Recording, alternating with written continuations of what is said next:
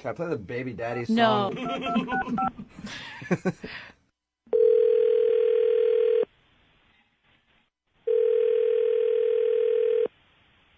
Hello? Hey, can I speak to Noah, please? Yeah, this is Noah. What's up? Noah, how are you, man? This is Jubal from Brooke and Jubal in the morning. The radio station? Yeah. Are you familiar? Yeah. So, like, I'm on the radio right now? You are. Okay. When's the last time you listened to our show? I don't know, like a while ago? Okay. Well, I don't know if I can appreciate that, but you haven't heard any of our recent shows? No. Okay. Well, somebody emailed us because they want to do a second date update with you. Any idea who could be trying to reconnect? No, don't you have to then, like, a first date to do a second date? Yeah. It's a good point, Noah. When's the last time you went on a date, Noah? Well, like a while ago. I mean, I was in a relationship and stuff, so. Oh, you were in a relationship? Yeah. Okay. Are you saying you're single now? Like, recently, like, within, like, the last 3 weeks. Oh. So you're okay. So currently single. So you haven't been on a date since you're. No, we were, like, living together and stuff, and then she went to grad school, so. Okay. Well, you did go on a first date about 3 years ago. Do you remember that? Welcome to your past, Noah. I went on a couple first dates 3 years ago, but is there not in particular? I'm specifically talking about a girl named Brittany. I'm gonna need. I don't remember. Don't remember? No. I kind of went through a phase for a while, you know. So I mean, is there like I don't know any other details? Why don't we do this? The girl's name was Brittany, and you had a one-night stand with her, and then after that, she moved out of state. Okay? Okay. She's back in town, and she wants to reconnect with you. Because apparently you were that amazing. She couldn't forget you for 3 years. I don't know why. But it must have just been what you did to her that night. Stop you know talking what I the mean? man up You big so much. stud. Noah. I hope my mom isn't listening to this show, but yeah, okay. Are you a little creeped out that someone's been looking for you for 3 years? I'm still a little creeped out that you're the radio station calling me. Yeah, that's Right. a good point. What if I let you talk to Brittany and have her jog your memory? She's on the phone with us right now. Okay. Brittany, say hi to Noah. Hi, Noah. Hi. Hi. This is okay. Gosh, you don't remember me. We went dancing, and I had not had anything to eat that day, so I got sick after a couple drinks and threw up on your shoes. Oh my God. Yes, I know who you are. You normally don't forget when somebody throws up on your shoes. No. Sorry, I'm sorry. That was like super long ago. I know. You made such good bacon and eggs. That was really nice that you made me food after that. Oh my gosh. And you're nice. Yeah. No, I remember. Yeah.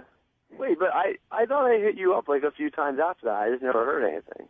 I know. It's just I was really preoccupied with work, and then I was leaving town, and I just felt like it was, to start something when I was leaving just didn't seem worthwhile, and I was so busy, but I've actually thought about you almost every day. Yeah, thought about you Brittany. every day since you guys almost hooked every up. day. But Oh, God. I've just been sort of out of the loop. I haven't really been dating. I don't know. I'm confused, honestly. You never responded to my texts or anything, so I kind of just moved on. Well, that makes sense. Of course you did. After I kind of didn't hear from you, I just kind of figured, it wasn't going to work and kind of forgot about it, No, it totally makes sense. Of course. That makes sense. But, it sounds like you just got out of something. I don't know if you're ready to, go on a date again, but we could even just, hang and catch up. It doesn't have to be... Brittany, sell yourself. I would just like to hang with you again if you would be into that. it's just like a lot has kind of happened, between like then and now. No, of course, yeah. A ton has happened. I mean, a lot has happened. I mean, Noah, Brittany- it's crazy. In 3 years, you wouldn't believe how much could happen. Like, you just got out of a long relationship, right, Noah? Yeah. Yeah, that's what I mean. That's what I'm talking about. A lot can happen in 3 years. Okay. I thought we really connected. We could go sailing. We both like sailing, and we both like zoos. We go to zoo. We both like kids. It's just like we have. I remember he having a lot. Noah, you like kids? No, Jubal. Kids are okay. It Yeah, sounds like you nice. guys have so much in common, Noah. I mean, I think that you would be great to hang. I mean, I think that you'd be missing an opportunity if you didn't hang out with her again. At this point, Noah, I would love to ask you if you will go on a second date Please say yes. 3 years later with Brittany. Please say yes. We will pay for the date. I mean, you seem really nice. I kind of like, you got to let the past be the past a little bit. Like, No. I appreciate What'd it. you But say? I'm not sure. I don't know. Probably no, to be honest. Really? No. I mean, I just got like this girl like that I like love. It's sort of like I'm not sure if I really just want to like go out once again with someone that like I went out once with 3 years ago. Sometimes the best thing to do is just, hop back on that horse. Help you forget about it. Get over your breakup. No, like if go you- out with Brittany again. Just for a date, dude. It It's doesn't one. have to be like a high pressure Yeah. thing. Like, No. Noah, it's one date. It's not it's gonna affect your whole life. If you do anything, You know what Noah, I mean? It's go- one date. Go on the date. It'll be so much fun.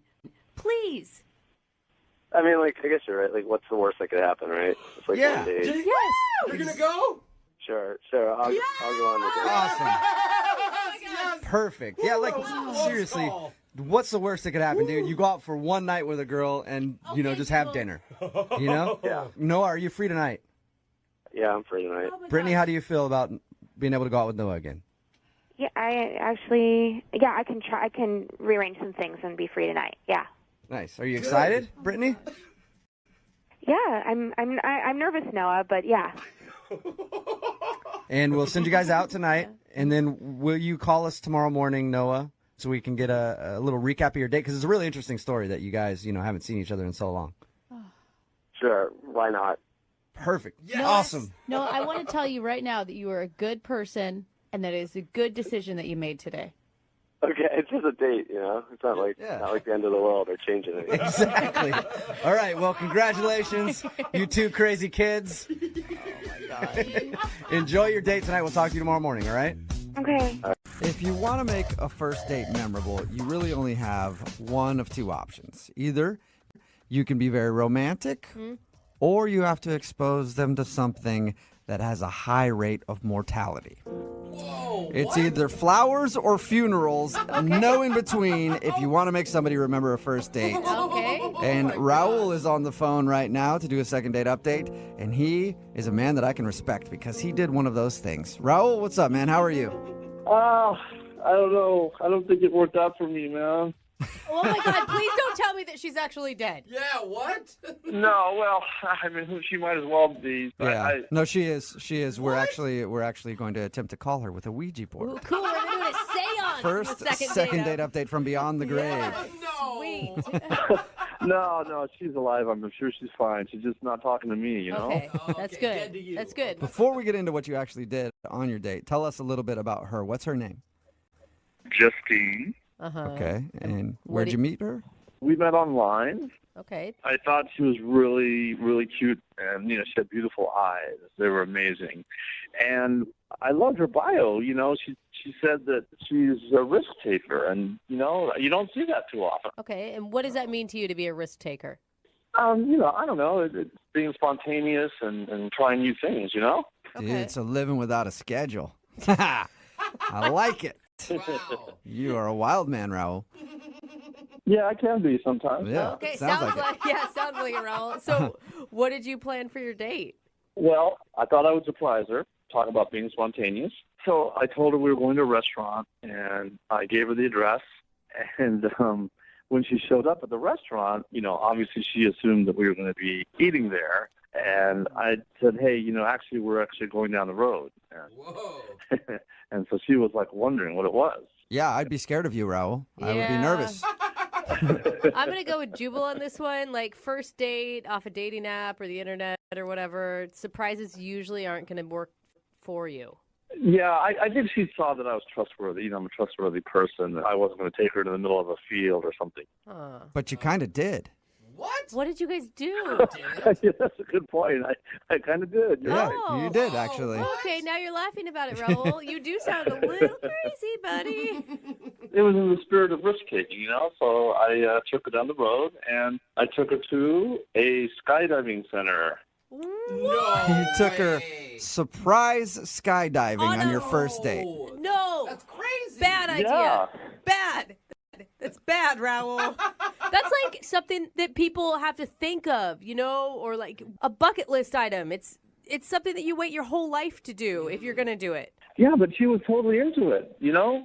She was? Well, you know, we'd been chatting online already about it, and she said that she really wanted to do it. So I thought, why not surprise her with that? Okay. What did she say? What were her words when you're like, ta-da, we're jumping out of an airplane? I could tell she sort of had that glint in her eye, and I could tell that she was into it. Wow, you were Whoa, lucky. gosh. And I already paid for it too. Oh, okay. So that makes it even better. Yeah, for sure. Because that's expensive. Yeah. That is not a cheap date. How did everything go when you actually jumped out of an airplane? Okay. All right. So this is the part that's hard to talk about. But Oh, no. so we go through all the training and Uh-huh. everything, right? And you have to go through the position and all this stuff. And it's a tandem dive where you have, you know, the instructor is sort of glued to your back. Right. And so I'm supposed to jump first. Mm-hmm. And they open the door, and I look down, and I couldn't do it. I couldn't jump. What? Oh, buddy. So you're sitting there with one of the instructors strapped to your back, about to push you off the airplane, and would you stop him? I just started yelling, no, and you know I fought him, and I freaked out, and I wigged out. Oh, That- man. I mean- You know, this whole time I know she's watching all this, and it just so I went and you know we got out of the way, and then she went and she jumped, no problem at all. I mean, no hesitation. Right. Yeah. Okay. And did you actually jump, or did you just hang out on the plane? And Well, no, so like you know they talked to me, and then we circled around, you know, to the spot, and then I finally jumped. Yes. Oh, you did? Oh. Dude, that's awesome, Raul. Wow, You, man. beat your fear and you made it happen. What was it like? Let me tell you, I have to be honest. I hated it. okay. Oh, my God. Hey, man, you know, poor Raul. skydiving is not for everybody. At least you figured it out that day. Too bad it had to be on a first date with somebody who seems like they probably liked it. Yeah, and then when we landed, the instructor was like joking around that he went deaf from me screaming in his ear. Oh, man. And what was her response to this whole experience? I mean, she said I was very brave and etc. But I mean, I could just tell that you know she was sort of. I felt she was like laughing at me inside. You know, I mean, Yeah. it was embarrassing. And how did everything end after the date? You know, kissing, or did she hold you like a baby and let you cry? How did it work? No, it was just uncomfortable, and I asked her if she wanted to go get a bite to eat, and she said she was just really tired from all the day's activities, which I understood. So we just gave each other a hug, and we said goodbye. Oh, man. That did not work out how you expected it to, did it? Nope. And Yeah. was that the last you've heard from her, or have you guys talked at all since? I mean, I've tried to reach her. I texted her, I emailed. I haven't heard back. Okay. Well, we'll play a song, Yeah. come back, and then call her and find out if you, being a little scaredy cat on the plane, Oh, come on. is causing you not to get a second date. Yeah. Thanks a lot for that. Yeah, no problem. All right, we'll get your second date update right after this. Hang on. Moving 92.5. Brooke and Jubal in the mornings. Second date update. Right in the middle of a second date update, and if you're just joining us, today's second date update is proof that you should not take risks in life. Just be safe, because every time you take a risk, it screws something up. Oh, man. Right, Raul? Yeah. Whatever. Yep. Oh, my exactly. gosh. Raul, if you would have just Oh. taken this girl to dinner, maybe a movie, who knows? You could have been married by now. But instead, you had to surprise her with a skydiving trip, and then you ended up getting scared and not being able to jump out.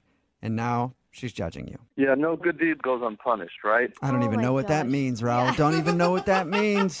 All I know is you screwed up by taking her skydiving on the first date. I said $400, man. Ooh, that is an jeez. expensive first date. And Yeah, we it don't know for sure that she's judging him for not jumping and screaming like a little baby inside the plane, That okay? is true. If you're just joining us, he took a girl named Justine skydiving. The only thing is, Raul was scared to jump out of the plane. Yeah. She jumped out. They had to circle around again. He finally jumped out, but yelled so loud the instructor even commented on it after, like, wow, I've never heard anybody scream that loud. So that's why Raul thinks he's not getting a call. All right, man, you ready to get her on the phone? Yeah, I guess so. Oh, you sound so defeated, buddy. no. Be brave this time, okay? Okay. All right. You sound like you're more nervous now than you would be going skydiving. Yeah, I think I kind of am, man. Okay. Oh, man, good Well, luck. Here we go. I'm going to dial their phone number.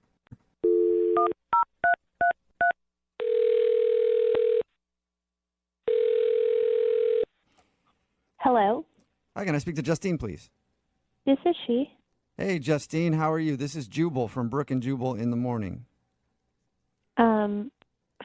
Fine. Who is this? Jubal from Brooke and Jubal in the morning. It's a radio show. Okay. We're calling you because one of our listeners actually asked us to get you on the phone. About Skydiving. Yeah, Put it blunt. it's actually true. skydiving? Yeah. You went skydiving just like week and a half ago now? Something like that? How did you know that? Because Raul, the dude that you went skydiving with, wanted us to call you. Because we do a segment on our show called the Second Date Update. So Raul told us how you guys went skydiving, and now he can't get a hold of you. So he asked if we could help. So you're calling to ask me for Raul? Is that what I'm hearing? Yes, it's kind of like a middle school type situation. Like, Right? you know, Yeah. hey, do you like our friend Raul? Can you check yes or no on this box? So true. Yeah, I definitely have to check no on that box. Okay. Really? That makes sense. Okay, well, do you mind telling us why? He lied to me? What? He lied to That you. is not the answer I was expecting. I thought you meant like it wasn't because he was being a big sissy and wouldn't jump out of the plane. No, I was so over it before that even happened. What? You were over the date before you guys even went skydiving. Oh my god. Well, his account is way different. I mean, other than being scared to jump out of the plane, he thought you had a great time. I mean, I had a great time skydiving. Okay, so what- that was fun, but what did he lie to you about? He kind of catfished me. Oh, does he look totally different than what his picture did on the dating profile? No, he looked like his picture. It was him. It was the same guy from the photo. So how did he catfish you then? Yeah, like his job or something? He just lied on his dating profile. He said he was 5'8", Uh-huh. and I knew right away when I walked up and saw him, he is taller than he said he was. Wait, what? He's Wait. taller than 5'8". Isn't that a good thing? Yeah, And- he is definitely taller than 5'8", because I am 5'10", Uh-huh. and he was as tall as me, and I only date shorter guys. What? Oh, what? Okay, so What? Are you like the only girl that has ever said that in the history of like the universe? It doesn't really matter. He still lied. Wait, okay. Right now I don't even care about that point. Why do you want to date guys that are shorter than you? I like to date shorter guys because I'm 5'10", and guys who are shorter than me, they try harder. They're a lot nicer. Tall guys are usually really talky and douchey. dude, And I've just learned from experience, Justine, it is always better. I'm my like gosh. I'm like 5'7", maybe, and I've been saying that my whole life. That shorter dudes, we have to work harder, you know? He really has. Well, I would agree with you. Yeah. Yeah, okay, you guys, like, even if you want to make that big generalization and that's true, was Raul cocky and a douche? Like, I feel like you're judging him before he even got a word out.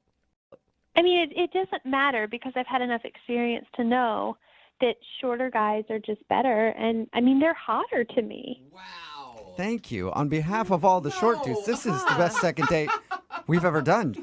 I like what I like, okay? For example, I like being able to help out around the house and reach the tall things that the guy can't. I think that's fun. Okay. And I like going out with a guy that can be the little spoon, you know? Sometimes I want to be the big spoon, and that's a lot easier when the guy is short. Hey, Justine, what do you feel about like a guy having to get on his tiptoes to kiss you when you're in high heels? Oh my gosh. I think it's really, really cute. Isn't it the best? It's hilarious. I love it because I like taller women to put on high heels next to me and make me feel like a little dude. If you have a big nose, it's game Oh, over. if you have, don't tell me you have a big nose, Justine. guys- I won't be able to finish this thing. Stop trying to be her little pocket boyfriend, Oh, okay? boy. Justine, I'll calm down and fall back for a second, but I do need to let you know that Raul is actually on the other line listening and wants to talk to you. Oh my gosh. What? Hi, Justine. Seriously? Justine, are you kidding me? I mean, that's why you're not calling me back? Yeah, 'cause you lied to me. I don't date liars, and I don't date tall guys. Whoa. You're both. You're a lying tall bastard, Raul. I mean, but this has to be the first time in history. Guys always lie and say they're taller. Yeah, why are you lying and saying you're shorter, Raul? Look, I didn't even realize I put 5'8". Okay, I'll go back and fix it. But Justine, come on. I mean, that's why you don't want to date me because I'm, 2 inches taller than I said I was. Are you 5'8" or under? No, but I mean, Okay, fine. 2 Then inches. I'm not interested. Oh my gosh, dang. Justin. Justin, you could be missing out on like the person of your dreams. You could be missing out on amazing people just because of this weird height restriction for you. Or she could be more accepting to amazing people who are closer to the ground. Depends how you look at it, Justine. I'm on your side. Yeah, we can tell. Why are you guys trying to tell me what I like? I've been with guys. I know my height cut off. I want to be with a guy who's 5'8" or under. Then we don't even need a king size bed. Okay. Yeah, and I'm not telling you, I am fully behind you on this one. You have my complete support, Justine. I mean, come on. I mean, don't you like to feel protected by a guy who's, 3, 4, 5 inches taller than they Oh, are? what are you saying? I need protection? No, That I can't protect myself? I'd prefer to be with a guy who could jump out of a plane before me without throwing a little fit. She's got a point. all right, you got me there, but I finally did jump. Okay, I did jump. Oh, true. good for Give you. him credit. Yeah. All 5'10" of you. Oh my god. Well, I'm pretty sure that we all know the answer to this. But Justine, would you like to go out with Raul one more time on a second Nope. date? We will pay for it. You didn't let me finish the Wow. sentence, Justine. We'll pay for it. No, I can't believe it. I mean, over 2 inches. Who ever heard of a girl that wants a shorter guy? I mean, that's bizarre. Oh, I think if anything, you cut your losses, Raul. It's not something that you can actually control. So I wouldn't feel too awful about it. And I spent $400. That part true. you may feel bad about. You are Yeah. out $400. Yeah. That was an expensive first date, Raul. Can you pay for that? Definitely not. No. We will not be paying for your first date that you went on. Reimbursed. Yeah. Well, you were going to pay for the second date. Yeah, but there wasn't going to be $400. It was gonna be like a $25 gift card to Red Robin or something like that. So I'm not doing that. Justine, are you still there or have you hung up on us by now? Oh, I'm here. Okay. Well, thank you for talking to us and thank you for telling us why you don't want to date Raul. You're welcome. Yeah, and I'll be hitting you up later. Knew that was going to happen. I'm real short. Yeah, go out with him. Yeah. Thanks, Raul. Hey, didn't work out for you. I guess you got to find a girl who is accepting of you tall freaks out there. I'm 5'10". I'm not even that tall for crying out loud. It's a good point. Well, I'm sorry. You're too tall to ride this ride, so hi. Ah, man. For today's second date update, we got a dude named Gavin on the phone, and Gavin said he met the girl he wants to call today at a bros night at the club. Whoa, yeah. Bros night. Oh, man. Bros night out. Yeah. Where dudes go out trolling for ladies, and it's never successful. What? And then you just end the bros night back at your buddy's house, drinking and complaining about how all the girls were ugly anyway. And lesbians, too. I mean, they didn't want to talk to us. Must be a bunch of ugly lesbians at the club tonight. Only possible explanation. That's all it could possibly be. But it sounds like Gavin actually met a girl at a bros night, which is impressive. What's up, Gavin? What's up, man? How you doing? Oh, Pretty good. Gavin. How'd you do that? How'd you actually meet a girl while you were out with your buddies? Oh, man, you guys can hate all you want, but me and my buddy Dave, we go rubbing and clubbing all the time. Did you wait? Stop, Gavin. You did not just say rubbing and clubbing. I good. Attaboy. I don't even really know what that means. Do you rub first? Do you club first? What's happening? Just use your imagination. It ain't clever without the rubbing, right? Oh, man, I'm using God. my imagination, and your bros night just got a lot more interesting. Dude, I feel like you're the guy that girls try to avoid when they go out to the club. I'm sorry, Gavin. I'll tell you that you're right about that sometimes, but I instantly like you better for that response, though. yeah, I mean, nobody hits all the time, right? But Right, okay. you got to try. All right, so it sounds like you didn't strike out this night. What's the girl's name that you want to call today? Casey. Oh, Casey. say it like that. She must be sexy. Oh, man, this girl was sexy. She was exactly what I was looking for. And, you know, you dress well. You know, I dress really nice, and I smell really good. Okay, and yeah. it's like my thing. It's like what I do, right? What attracted you to Casey? She was the only female that looked in your general direction, or was it? Well, I'm like a dancer, too, right? Like, I'm not a professional dancer. I don't have no training or nothing, but I go clubbing a lot, and I watch other people, and I go home and I practice. Oh, good job. Okay. Nice. I can actually appreciate a man who enjoys dancing and isn't just trying to grind on somebody's leg. I know you do. Ladies like the dancing. Yeah. And sometimes it helps with the grinding. Yeah. You know? Even the rubbing. Mm-hmm. Exactly. All right, so you impressed her with your dance moves? Threw a little stanky leg in her direction, and she was like, yeah. Yeah. Oh, well, I pressed her with, first she caught my eye, right? She had to catch my eye with her dance moves, and just, she was looking good, man. She was wearing this cute little thing, and she was just looking good. And so it's all about body language when you're rubbing and clubbing, right? Okay. And so you gotta the reason people strike out is, right, they just go up to somebody and they're like, hey, what's up? And they throw out some stupid line, but you can't do that, man. You gotta do the body language. Oh. You gotta get to know somebody. Like, I'm gonna make them notice me before I come up and say anything to them. Okay. Right. You stand across the dance floor, and you bite your lower lip, and you do like a hump gesture and point at them. No, man, it's not like Night at the Roxbury. Like, you got to be smooth and you got to look like a nice guy and someone who's just having a good time, right? People are attracted to somebody who's having a good time. Right. You got to laugh a lot, talk to other people, be really loud. Exactly. Okay. And then you like slowly move your way closer, and before you know, we was dancing together and we was vibing, having a good time, and then one thing led to another, and we have a couple drinks together and we chat, and we're back in my place. Yeah. And what was that like? It was amazing. I was super excited about it, popping out of my pants, and we're like, Whoa, God.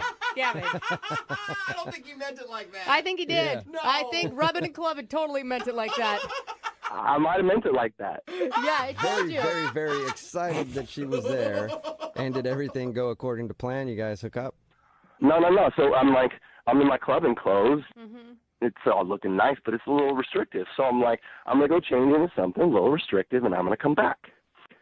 Okay. And when I come back out, I don't know what happened, man. But she's at the door, and I'm like, what's up? And she says, don't ever talk to me again, you disgusting pig. And then she leaves. Whoa. That's extreme. Gavin, What? why'd you get called a pig? What'd you do? I have no idea. I didn't do nothing. I went to change clothes, I come back, and she's ready to go. Are you sure you don't have like a whiteboard in your house that has like number checks for every girl you've brought back home? No, I keep that hidden away. I don't know. I feel like I believe you still. No, he's joking. Is he? Is there anything in your apartment at all that she could have saw that would make her call you a pig?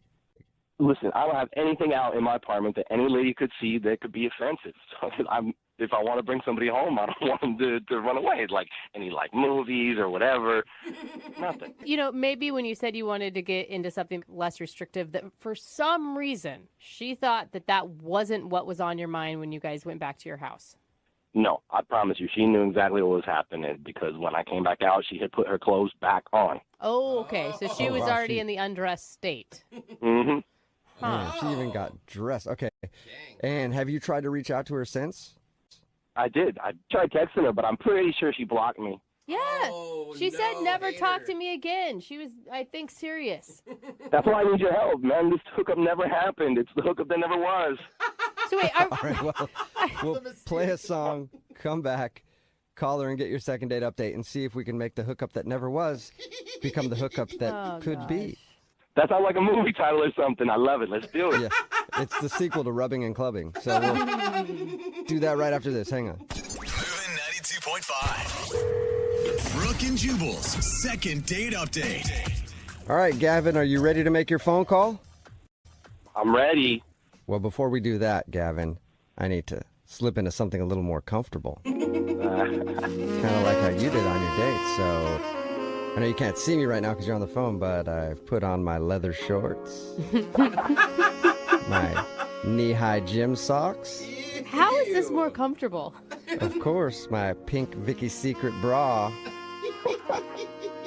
And my mask. I just put my mask on. Oh my God. I'm ready to hang out. You gotta stop. You give me a hot and bothered. What?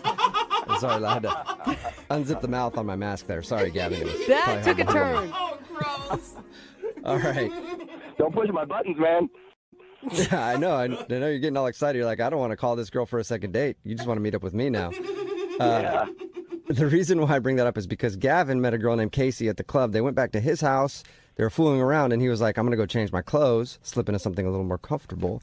And then when he came out, she had put her clothes back on, called him a pig, and said she never wanted to talk to him, and then left. You believe that? Yeah, we do believe it. It's very believable, Gavin. It's not believable. I'm not a pig. I don't know why she thinks that. All right, well, we'll give her a call right now and see if we can figure it out for you, okay? Yeah, man, good luck. This girl don't even answer her phone. Yeah, okay. Here's the thing. I don't feel super great about calling this girl because she said she never wanted to talk to you again. Are you looking just for a hookup with her? Do you need some sort of what do you want out of this? Absolutely. I just want to hook up. Why would... There's like 1,000 girls you can go hook up with, Gavin. Why her? Because if you saw her, you'd know. Oh, okay. And also because she walked away. You're so close. Right. Look, I had my mind set on it. That's all. Oh, well, okay. I will stop you from all the romantic talk, and we'll continue this. Yeah, we'll see if we can make this love connection happen for you. All right, here we go. I'm going to dial the phone number.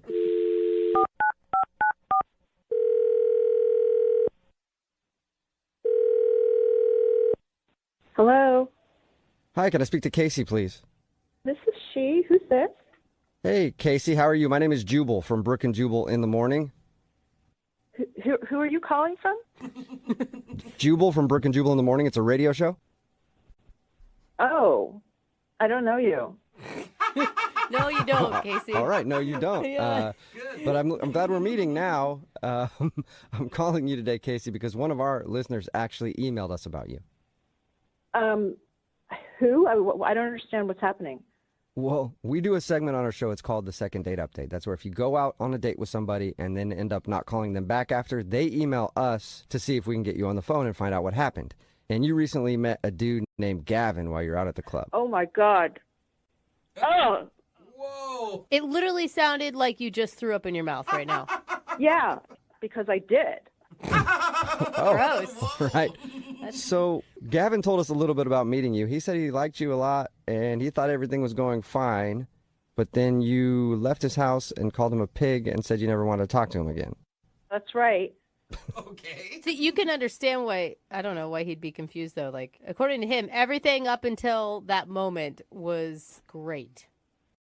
I think he knows why. No. Well, we talked to him and he has no idea. Do you want to tell us? The guy's a pig and he knows it. He actually doesn't though. Think about this, okay? So he's a pig, and he's going to continue being a pig unless he knows why he's a pig, and he has no idea. So if you tell us, then we can tell him, and maybe he can change his ways and not be a pig anymore. You could help turn that pig into a beautiful butterfly. Now, let's not go too far, right? Like, she threw up in her own mouth, for God's sakes. I think that may be a stretch. I just know that he's a cheater. Whoa. How? And how do you know that? So I don't know what he told you, but we were having a good time. We were. And we were on his couch, and then he went into his room. And so I looked up, and I saw that he had, you know, those Amazon Echoes. Yeah. Oh, yeah. And, you know, I just met him, and, you know, I got to take care of myself. And my girlfriends have told me that you could find out a lot about people from their Amazons, right? Oh, I thought you were going to say he was cheating with Alexa, which would be terrible. Wait. How do you find out stuff about somebody from their Alexa? Well, you know, you can grocery shop for groceries with your Amazon account. And so I asked Alexa, what's in your shopping list? And so he had a couple of like razor blades and shaving cream and cotton balls. And then it started getting into stuff like feminine hygiene products, secret deodorant, like CoverGirl makeup. What? Yeah, and he lives in a one-bedroom apartment, so this isn't a roommate. He's clearly living with a woman and must have been his girlfriend. So, Oh my God, you or are he's using that stuff for himself. tampons? Really? No, Jubal. They can be fun if you know how to use them correctly. Okay? Don't Dude. ask me how I know that, but they can be. Casey, you are like a genius sleuth, I feel like, right now. I've got to take care of myself because there are a lot of guys out there who will just sleep around, and I'm not that kind of girl. All right. Hey, I'm sorry. I gotta say something. What? Oh, sorry, Casey. That's Gavin. He's on the other line and wants to talk to you. Hey, Casey. Oh my God. Oh, you come in like that, Gavin. Really? Really? She just busted you, dude. Yeah, but because I'm not worried because it's all the stuff's from my mom, man. For your mom? What? From my mom. I get free Yeah. shipping. So you say. Anyone can say that. I can. No. There's no way that can be your mom's. That's just bullshit because your mom wouldn't wear CoverGirl makeup. My mom had me when she was a sophomore in high school. I got a young, hot mom. What? What? Oh, God. Now it's getting worse. Yeah, that was kind of weird. Hold Sometimes people on. think she's my sister. Gavin, that doesn't. You're not buying tampons for your mom. I don't even buy tampons for my mom. Look, I understand you're upset right now, and that's okay. I forgive you, but I didn't do nothing wrong. I forgive you. What is there to forgive? You're the one. You left me hanging. Oh. It was about to go down, and all of a sudden you call me a pig. So. And you're a lying pig. I mean, Look, I don't know what you've been through that you're so distrusting, but I promise you, there's nothing going on. Classic. He's trying to turn it back around on you, Casey, and make you the crazy one. Don't take it. Don't take the bait. Yeah, no, I'm not the crazy one. You're the one who's buying tampons for your mom and CoverGirl makeup, right? Yeah. Gavin, why are you buying all your mom's feminine hygiene products? Because I love my mom. No, you're yeah, a but liar. it still sounds weird. Like, a lot of people like their moms or love their moms or whatever, but they don't usually buy them tampons and makeup. She gives me a list, and I order this stuff. Okay, wait, hold I don't on. know what's so hard to understand. Why doesn't she just, I don't know, maybe go to the grocery store or order it herself? Because she would have to go to the grocery store to do it. She could just tell me what to do, and I get it. She don't understand computers and all that. Wait, you have a hot young mom who doesn't understand computers. Now your story is really starting to unravel here, buddy. Well, she grew up in the 80s. When I left the other night, I was 100% sure you were a liar, but now I'm 120% sure you're a liar, and you've got this mama's boy complex. Okay, all I'm saying is there's still time to salvage something out of this. What? We never had anything. Come on. You are still not trying here, Gavin, are you really? I am. She's a beautiful woman. At this point, I wouldn't touch you with a 10-foot pole. Maybe your lies would work with somebody else at the club, but not me. I wasn't born yesterday. I thought you were just a run-of-the-mill cheater, but now, oh, God, no thanks. Okay, well, in that case, Casey, I would love to ask you if you'll go out with Gavin on a second date. We will pay for it. I have to go right now. I have to go to work. This is taking up a lot of my time. God, what a way to start the day. Can you pick me up some tampons on your way back? No, I guess I'm not getting my tampons in. Unless Gavin, you still there? Yeah, I'm here. Gavin, you're a dirty dog. I cannot believe you. You lied to us too, man. How do you know I lied to you? Because I'm not an idiot, Gavin. I don't know. Really? You're going to go buy tampons for your mom next, If Jose? she asked me, of no, course you I would not. That is such a lie. Even online, you guys wouldn't do that. I might be lying to you. But you don't know that. We can't prove it, so you know what, Gavin? You're sick, dude. Casey, the girl that you called, doesn't listen to the show, but you do, so I trust you over her. Yeah, right. Exactly. Thank you. Brooke and Jubal in the morning. Got a text in at 78592 says, I don't know what to think about that second date update, but I do know that I'm going to be rich now. Thank you. So, if you missed today's second date update, Penny wanted to call this dude named Christian. They actually knew each other in middle school, and she saw him at a fair. They decided to actually go out after they reconnected. But the reason he wasn't calling back was because during her date, she ran into a friend who she works with They work in the same field. They do like a pyramid scheme type thing for water filters. Yeah. And they spent like 15 minutes pitching him on why he should sell these water filters. And he thought that he'd been scammed and set up by her to go out on this date just so that she could try to sell him some water filters. Oh my God, it just dawned on me. What? Did she just do the whole second date update so she could pitch us the same thing? Whoa. Did we get scammed? Maybe you guys got scammed, but I'm still investing in this, okay? So, yeah, you guys lost out because you don't want to believe her, but I am going to retire pretty soon. We did get a couple texts, and they're like, what are the water filters called? Like, Totally. this could honestly be a scam. And what if she never wanted to date with the guy to begin with? Oh, my God. What if the Well- whole thing from the very beginning? What if she never even knew him from junior high? Well, then she's a genius marketer, and good job. Yeah. Hopefully we moved some water filters for you. Remember, if you want to do a second date update, all you have to do is email the show, and we will call the person who didn't call you back. I like it when we get emails like the one we got for today's second date update where it's very vague and it says, something crazy happened. Okay, why do you like Because it could go one of two ways. Either something crazy could have happened, or they tell you the story and you're like, yeah, not that crazy. And then they try to find like, well, no. And then also this happened. You're like, no, still really bad story. So let's find out if something crazy did actually happen. Lewis is on the phone for a second date update today. What's up, Lewis? Hey, no, I'm not lying. This was crazy. that? All right, then now, like Jubal said, big claims there, sir, and we don't like to be disappointed. You won't be, I promise. Okay. Okay. Well, we'll get to the crazy part in just a second. First, tell us about the girl you want to call today. What's her name? Her name is Gwen. Whoa, you're right. That is crazy. I don't think that he got to the crazy part you Oh, had. my bad. All right. Patience, I'll get there. And where did you meet Gwen? Met her on Tinder. Oh, man. Yeah. Whoa. Okay, Saw that Dude. coming, didn't you? Crazy. You have something wrong with Tinder? No, No. he's saying that that's It's your fine. crazy part of the. Okay. Yeah. He Never doesn't. mind. Okay. So you met her on Tinder, and what'd you guys do when you went out? We went to a local bar that I know the bartender. And were you excited leading up to this date? I was. I messaged her on Tinder because she had these great photos. She has a really nice body. Okay. I thought so. She had a picture of her in a bikini with her dog, and I just thought that was adorable, but also extremely sexy. So, Nice. Was the I'm dog sure- wearing a bikini too? No. no. It would have been adorable. Adorable. Okay, so you liked her a lot because she was hot. No. I liked her because she has a nice body. What's the difference? Well, I don't understand the difference. She has a nice body, maybe not a nice face. I'm just going to continue with my story. Okay. It's a good idea. So, like I said, I took her to this bar that I hang out at, and I knew the bartender, so we were able to get a deal on drinks. So we're not setting this up as like the beginning of a story of a lifelong relationship. You just wanted to hook up that night.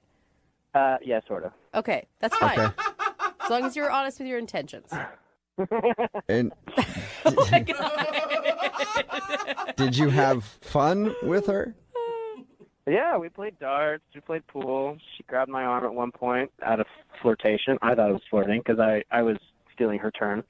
You know, that kind of thing. Okay, so what happened? Did you guys like go back to your place then? That was the plan, but it didn't happen. So we were calling an Uber, Uh-huh. and she jokingly said that she should pay for it, and I said no because I wanted to pay for the night, you know. Trying to be John. Okay. And then I jokingly said she could pay for the wedding, our wedding. Yeah. And she loved that response, so she burst out laughing. We were joking. And then this homeless guy came walking up thinking that I was harassing her or something and got in my face. A homeless dude got in your face. Yeah, and he said, "Stop harassing the lady." And I said, "I'm not. You can step up." And I got a little irritated. I'm like, who is this guy and why is he bothering us? Right. Right.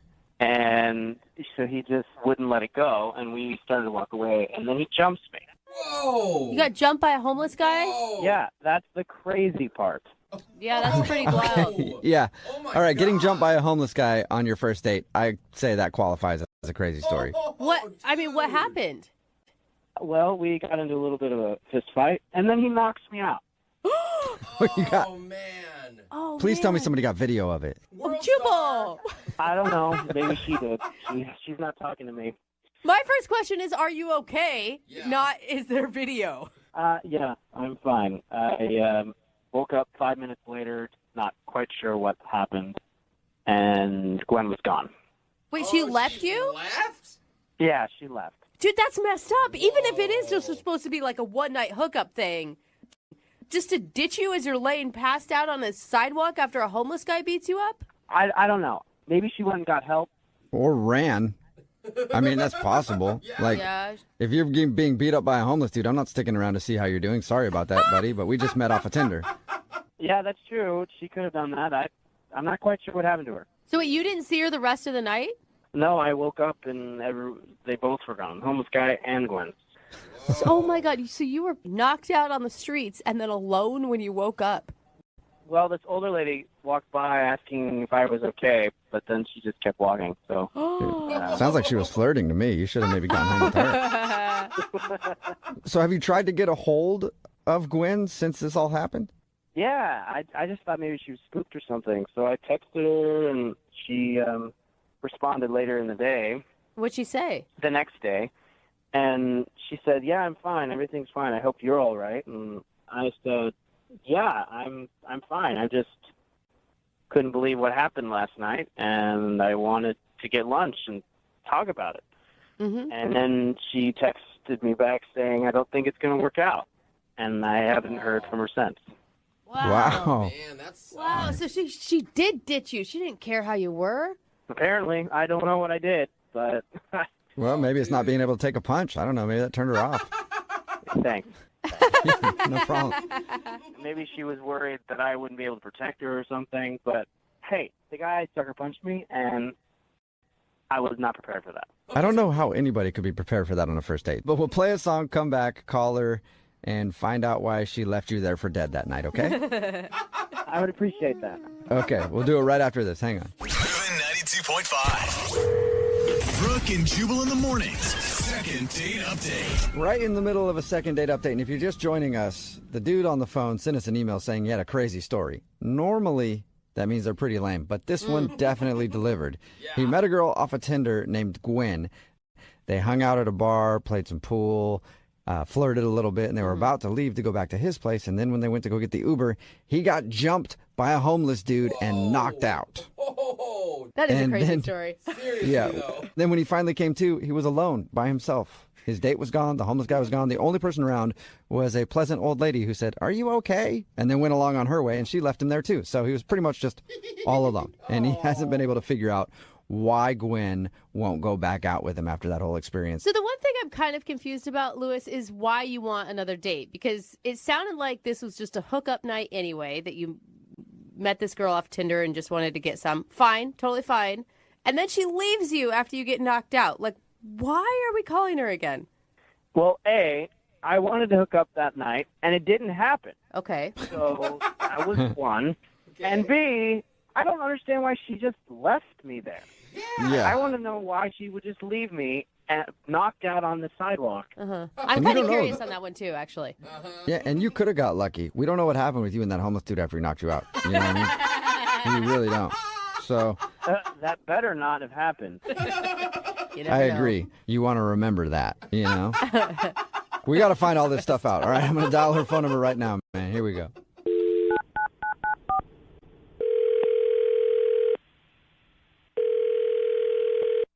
Hello, Hi, may I speak to Gwen, please? this is she. Hey, Gwen, how are you? This is Jubal from Brooke and Jubal in the morning. I'm sorry, you're what? Jubal from Brooke and Jubal in the morning. It's a radio show. We're calling you because we actually got an email about you from one of our listeners. Who?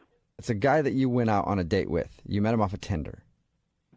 That narrows it down. Well, I'm going to really narrow it down for you right now because he was the dude that was beat up by a homeless guy. Oh, If that doesn't narrow it down for you, then we really need to do like a whole other thing with you, Gwen. oh yeah, no, I know who you're talking about. It would be amazing if she said which one. Yeah. Yeah, that I think that was Lewis. Yes. So Lewis is wondering why you just left him after he got beat up by the homeless dude. Oh, I'm not going to lie. It sounds, from his side of the story, pretty cold-hearted. No, I know it doesn't. It does not look good. I mean, it was just. I mean, it was a crazy night, and I didn't really know how to tell him what had happened. So I just figured that like ghosting him would actually be the more polite thing. You know how to tell him what happened? Yeah, and more polite than leaving him on a sidewalk. Well, I mean, like he was fine. I mean, we were in a pretty safe area, and like It's cool. The neighborhood was good. I mean, he was coming. I mean, like he was coming too. I mean, like it's just really hard to go. It's just really complicated. Well, how is it complicated? Because from his side of things, it doesn't sound that complicated at all. It sounds like he just got knocked out and then you ditched him and won't go out with him again. Well, I mean, there's more than that, and it doesn't really get much better for him. So I didn't really want to like. I don't know. I just didn't want to like hurt his feelings or whatever. You know, when he was telling us about your date, I thought maybe that you took off because you didn't feel like he could protect you in a situation like that. I mean, I really hadn't like thought about it like that. That didn't really occur to me. No. Was he okay?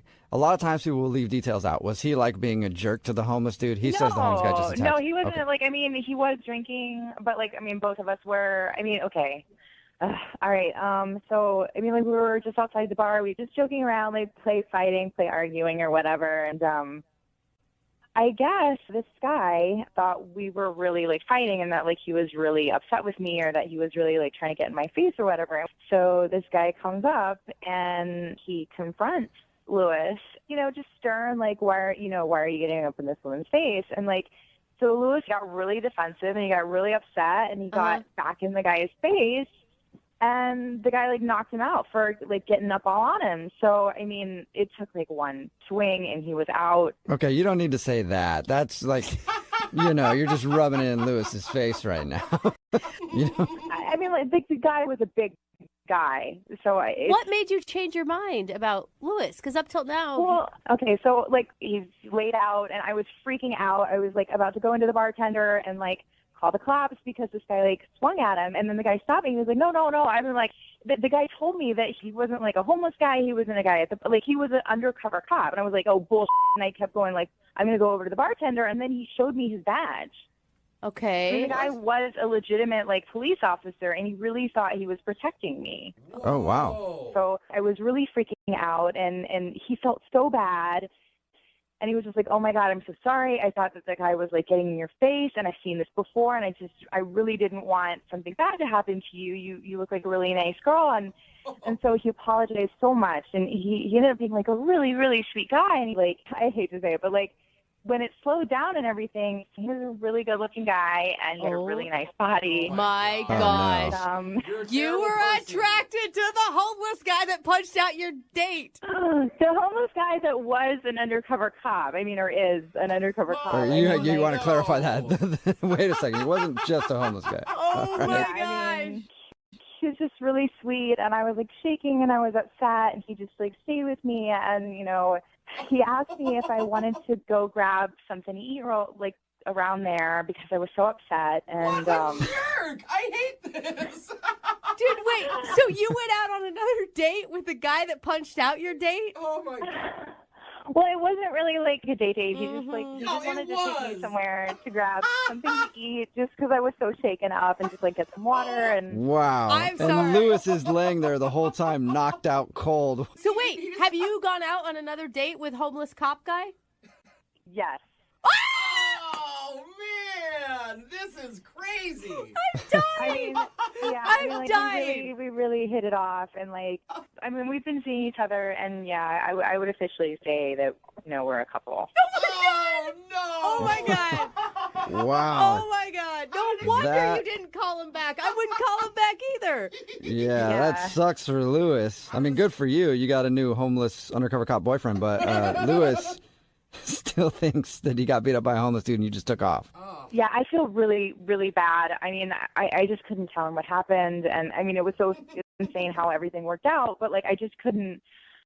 I didn't want to add insult to injury and tell him what had happened after. Like, Yeah. And I hate to add insult to injury here, but Lewis is actually on the other line listening and wants to talk to you.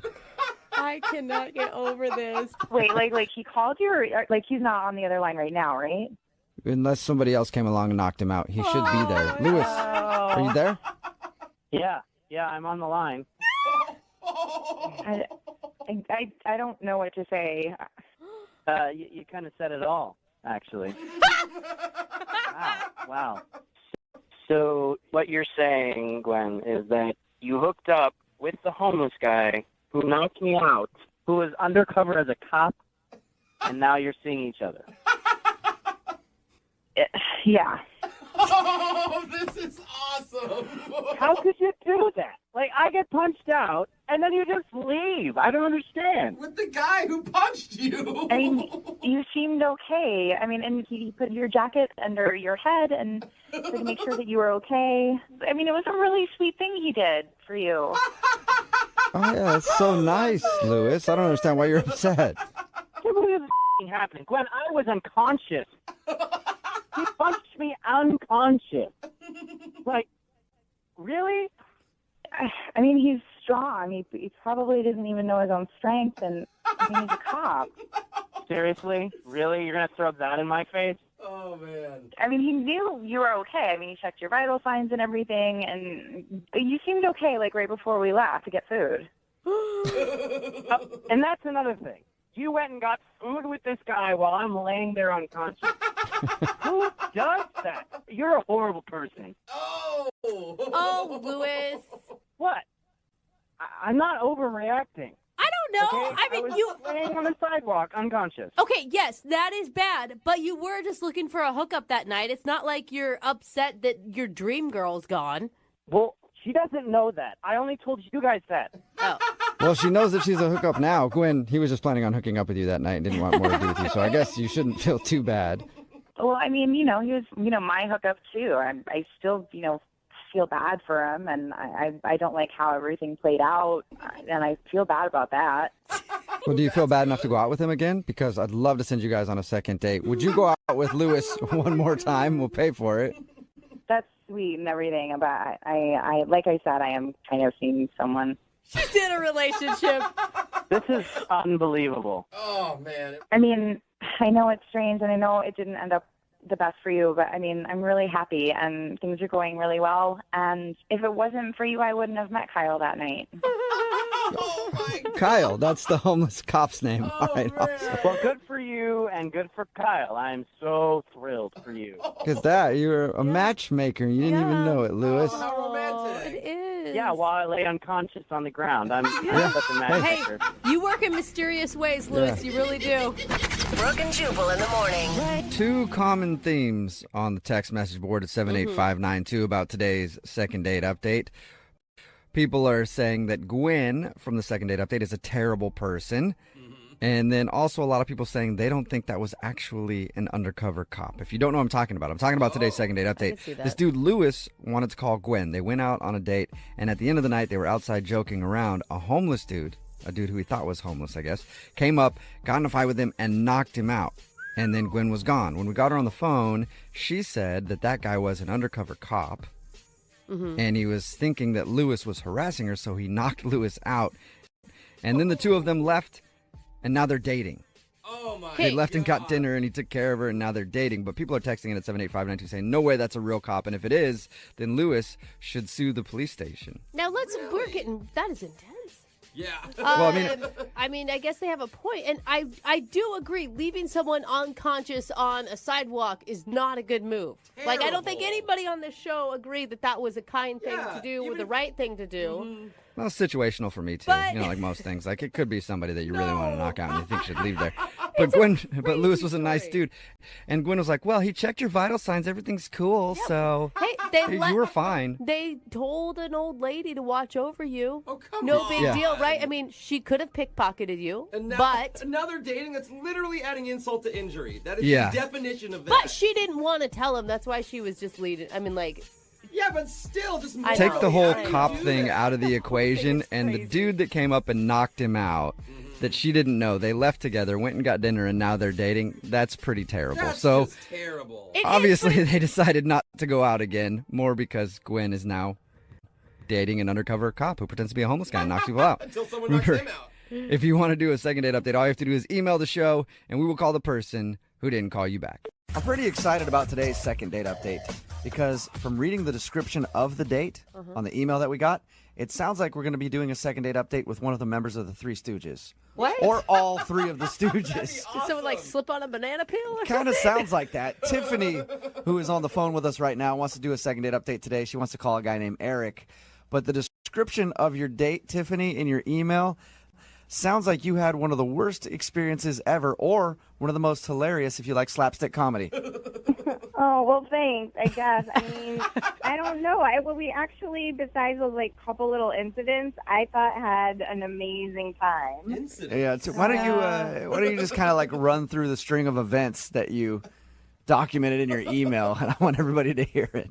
Well, first of all, I was really excited to go out with Eric, and we decided to meet at a bar for a happy hour, and I ended up just like traffic was terrible, and so I think I was about 20 minutes late. So I got there, and I was so apologetic. I felt so bad, and then I was trying to tell him the story of what had happened, and I use my hands a lot. Yeah.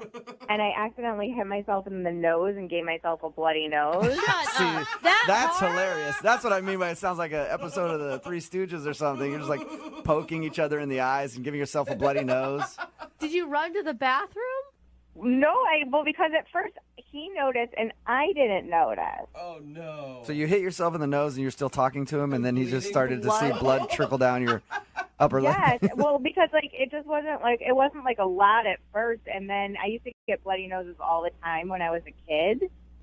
So I thought he was gonna like spit out his water, and I was like, "What is going on with you?" And he's like, "Your nose is bleeding." And then I was like, "Oh my God, I have a bloody nose." I didn't know what to do. I didn't want to take like a napkin because it was like a cloth napkin.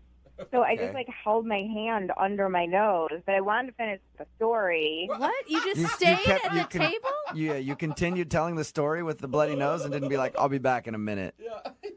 Well, it was bleeding, but like I was just getting to the good part, and I figured I'll just take care of it in a second. I would have been humiliated if I got a bloody nose on a first date. I know. I feel so dumb. Like, what am I, 7? Like talking with my hands like that, and then I gave myself a bloody nose. Yeah, you have that's pretty funny. horrible hand-eye coordination. But it was an accident. Well, I understand that, but there's a lot of things that I've done in my life that are accidents that are really embarrassing. Do you punch yourself in the nose often? Just to, like, if I ever need to make myself sneeze. What? Oh my You punch God. yourself in the nose if you need to make yourself sneeze. Yeah, that will make you sneeze. Okay, I had no idea. That is strange. So I'm guessing that eventually you cleaned up your nose and got the date back on track. Right. And we continued to talk and laugh for like over an hour. And then it was like time to go home. And he walked me to my car. Yeah. And so I thought like, oh, okay. I just figured he was going to try and kiss me maybe. I mean, and he didn't. You had blood all over your face. Yeah. Yeah. Crusties all over your the bloody nostrils. nose wasn't there anymore at this point, right? Like it was all cleaned up? Yeah. Okay. So he didn't go in for a kiss. No. How did you guys end everything? What's the Oh my last God. thing? So then I forgot to tell you, I did feel bad about like the bloody nose and being late. So I'm like, I'm so sorry. I feel like we had fun, and I'm like, I really want to do this again. I go, I'll make it up to you, and I'll pay the next time we go out. Wow, that's tight. What did he say to that? He just was like, yeah, but like it was kind of like a yeah where like, and then I got home and I called my friend Amy, and I'm like, what do you think this yeah sounds like? And she couldn't figure it out either. Like, is it a yeah like he's just tired but he was into it, or if like he was trying to be cool, or if he's not into it at all? So, well, it's probably a yeah that he's not really into it because he hasn't been calling you back, right? Yeah. Yeah. I've texted him twice since then, and the second time I sent a text that said, remember, I'm paying, with like a wink face. Yeah. And nothing? He didn't respond to that? Mm-mm. Like, I realized this was probably not a perfect date for Eric, and a lot of that was my fault, but I think in between those, like, really embarrassing moments that, like, we had a lot of fun. He seemed to be having a good time. He talked a lot. He laughed a lot. And I want a second chance, you know, like a movie. Okay, well, we'll play a song, come back, Call him and then get your second date update, all right? Okay, thanks. Okay, hang on. Brooke and Jubal in the mornings. Second date update. Call now to win a $1,000 cash crate. 1-866-MOVING-92.5. It's Moving 92.5. Brooke and Jubal in the mornings. Second date update. Tiffany is on the phone with us, and today she wants to call a guy named Eric. Eric and her had a lovely first date at a bar where she physically assaulted herself at the table and gave herself a bloody nose. I guess Tiffany was talking with her hands and accidentally smacked herself in the nose and then got a bloody nose. Tiffany, are you about ready to call Eric? Yes. You really like this guy. Are you going to be sad if he says something mean? I mean, besides those couple of incidents, I thought we had a lot of fun and conversation was good. And All right. So there's really nothing that you can think of. I mean, other than punching yourself in the nose, everything seemed to go very well. I don't. Maybe he's one of those guys that gets mad, like if you're more than 2 seconds late or something. Oh, yeah, that's right, because you did show up about 20 minutes late. All right, well, I'm going to dial the phone number right now, see if we can get him on the phone and get your second date update, okay? Okay, thanks. Okay, here we go.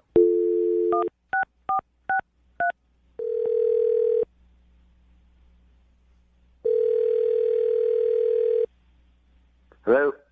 Hi, can I speak to Eric, please? Yeah, speaking. Eric, how are you? This is Jubal from Brooke and Jubal in the morning. Sorry, man. I'm not going to buy anything or whatever. No, I'm not trying to sell you anything. I just need like 5 minutes of your time. Whoa. He thinks that I'm a we're selling telemarketer. him something. I mean, kind of. I'll dial him back. Okay. See if I can get him to invest in some life insurance.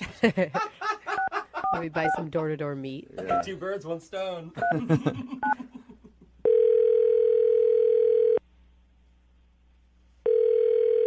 Yeah, I'm not interested in anything, okay? No, you're going to be interested in this, I promise. Take me off the list or No, whatever. I'm not a telemarketer. I actually want to help you out with something. Look, man, I don't need help. I'm fine. I'm not. I promise you. Don't hang up. Hey, are you still there, Eric? Yeah, I'm still here. What Okay, this is Jubal from Brooke and Jubal in the morning. It's a radio show. And I'm not calling to sell you anything. I'm calling you because I got an email about you from one of our listeners. What? Yeah. Now are you a little interested in what I have to talk about? I mean, not really, but what are you talking about? You recently went on a date with a girl named Tiffany, right? How do you know that? Because Tiffany emailed me and asked me if I could get you on the phone and find out why you're not calling her back. She works for the radio station? No, she listens to the radio show and asked if we could call you to find out if she did something wrong on your date because she would like to see you again. So she's wondering why you're not getting back to her. I mean, I don't know if I want to talk about that stuff on the radio or whatever. Is there anything? If she emailed you, she'll tell you whatever she wants. I don't really feel comfortable talking about. She doesn't know. I mean, unless it's something that is your personal life and embarrassing about you, I can understand you not sharing that. But is there anything I can tell her just to give her some sort of advice? I mean, like, talk to her about it, and you'll get a sense of why no one's going to go on another date with her. Well, I talked to her about your date. She told us about it. She said there was an awkward moment where she accidentally hit herself in the nose, and her nose started bleeding. Yeah, that was one of many incredible moments of the date, yeah. Incredible, but I don't think you mean sarcasm. incredible like an actual good thing, right? No, I mean it is like the most sarcastic thing possible. Well, I appreciate you staying on the phone with me for a few minutes. If your date was that bad, don't you think it'd be nice to give her some advice so that in the future when she goes out with people, it isn't as painful as an experience as it sounds like it was? She's just the weirdest person that I've ever gone on a date with. That's intense. How so? You ever meet one of those people that just blows everything up into like the biggest possible deal? Like, oh my God, the traffic was the absolute worst. Like everything is underlined. Yeah. Everything is in caps lock. Everything is just 15 exclamation points. She was like, the traffic was the absolute worst traffic I've ever been in. I take New York traffic and take LA traffic and take Mexico City traffic or whatever she said, and add them all together. That's the traffic I was just in. Can you believe it? And it's like, there's no way to possibly believe that. That's ridiculous. It seems like you didn't even give her a chance, though. I mean, if you're talking about, she just obviously felt bad about the traffic and was trying to make up for it. I see your point, but it was with everything. It wasn't just the traffic. It was every single element of our date, every story, every reading of the menu. Whoa. You know, like, oh my God, they have margaritas here. Oh my God, I love margaritas, but I want it to be the best margarita. And the margarita comes, and it wasn't just like take a sip and like, this is pretty good. You want to try it? It's like, oh my God, this margarita is amazing. I've never had a margarita like this before. I've definitely been around those type of people. I know exactly the type of person you're explaining. Yeah, you just pray you're not at their table, but you just hear them from the other side of the room. But come on, This is the most amazing, life-changing margarita you've ever had, Eric. All right. They met a shaman on the top of the hill to like taste the salt of the Himalayas on the rim of the drink. No, it's a dumb drink. I tried it, and it was like, yeah, it's a margarita. It's a margarita. Poor girl was just excited. Yes, I've had you a margarita guys. in my Give her life. a break. You know? Hey, we talked to her a little bit, Eric, and I didn't get that vibe from her at all. Really? Yeah. I don't know. She described the date as like one of the best dates she'd ever been on, and Eric was the greatest guy she'd ever met. That's true. Right. She kept telling, she had a bloody nose and stayed at the table and kept telling her story and was like, and then I'm just sitting there and be like, do you need something? Do you need a napkin or whatever? Yeah. And she's just like, oh my God, you're the greatest guy. You're just like the greatest guy. I'm like, you have blood coming out of your nose. You're like, no, I'm not the greatest guy. I'm just a human, and I noticed somebody else with a bloody nose, and I thought I might give them something to wipe it up with. Hey, Eric, I really appreciate you giving us a little bit of information on your date, man. That's awesome. Yeah, I mean, I'm as exhausted now as I was after the date, just thinking about it. Well, that was the It feels most... like it's like a marathon, or like 3 marathons, or like the longest marathon in the history of the world. The equator. Eric, I should also let you know that Tiffany is actually on the other line listening to this conversation. What? Oh, hi, Eric. That was really mean. I don't know why if you were having such a bad time, first of all, that you stayed. Second of all, you were laughing and having a good time and telling stories, too. And third of all, that really was the best margarita of my life. And I'm not ashamed to share that with people. I suggested more drinks because I was going out of my mind. Oh, because I'm not all bitter and like, margaritas, who cares? I was going out of my mind, and I was just praying that the next drink you would see that if that margarita actually was the greatest margarita in the world, then by default, the next drink could not be as amazing. But it was even better. Of course it could. It's probably from the same batch. That's how they do it at restaurants. Eric, why you gotta be so mean, right? You're telling me that you didn't have any fun at all with Tiffany. She sounds like a fun girl. Thank you. Yeah, I mean, in the fleeting moments where there was just a lull, yeah, it's great. But I'm sorry, you're just you take everything and make it into the biggest possible thing, and it's just exhausting. I can't. It's too much. It was not the speed that I go at. Okay, so then just because apparently I'm too much for everybody, what speed do you go at? What would you have wanted? Just a normal conversation. I just want to have a normal conversation, okay? I don't want to have to feel like everything that we're talking about or everything that's been experienced is the greatest thing in the world or the worst thing in the world. I just want to have a calm, just regular, normal conversation. That sounds like the most boring date of all time. Sorry you had such a terrible time. You didn't seem like it. And I'm sorry I was trying to have a good time and make everything fun and nice. That's a horrible thing to do when you're dating. I forgot. Oh, my God. I mean, it's the most horrible thing you could do on a date. Eric, do not be mean right now. Come on. Hey, Eric, would you like to go out on a second date with Tiffany? We'll pay for a second date. No, I'm good. I'm okay. You sure? No, I respectfully decline. Okay, well, I'm going to say this. I regret even asking them to ask about a second date, and I would rather punch myself in the nose until my whole head bled out than go on another date with you. I think, So you know amazing. what? That is a second date It's so update good. first. We've had a lot of interesting endings to these things, but never somebody wanting to just beat their face in until they weren't alive anymore. You know, there's an art to dating. When you go out with somebody and you enjoy your time together, you kind of hang back after the date and don't text right away because you don't want to seem overeager. No, I hate that rule.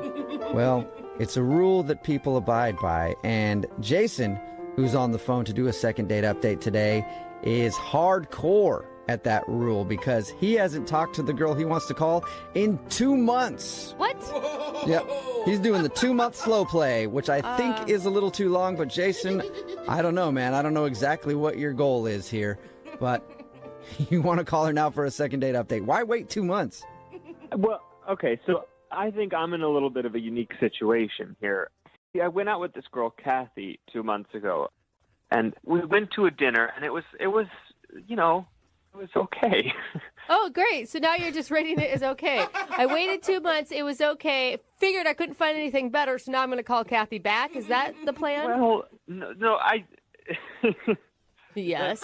Yeah, it sounds like that's the plan, Jason. Is that the plan? Is that horrible? Yes. I just think that maybe after, all this time, I came to a realization that this was actually what a date maybe is more supposed to look like. What?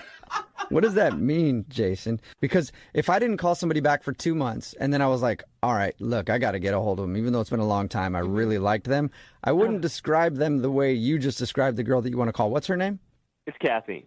Kathy. I wouldn't describe them the way that you described Kathy and be like, yeah, it was, it's good. Well, let me tell you about our date. So we go to dinner, and things are going okay. There were no, awkward surprises in the first 10 minutes.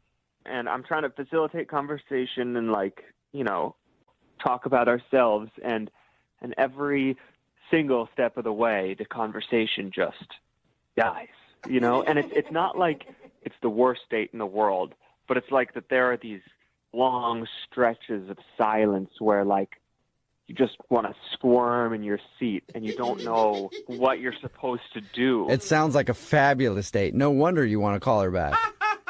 Well, see, that's sort of what I thought. I thought things were not going well because about 30 minutes in, she starts checking her phone. So it doesn't sound like Kathy wants to date you either. So, see, okay. That's what I believed. And then the next morning, she texts me and says, hey, thanks so much for last night. It really meant a lot to me. Hey, that's Okay, good. so you're out with her.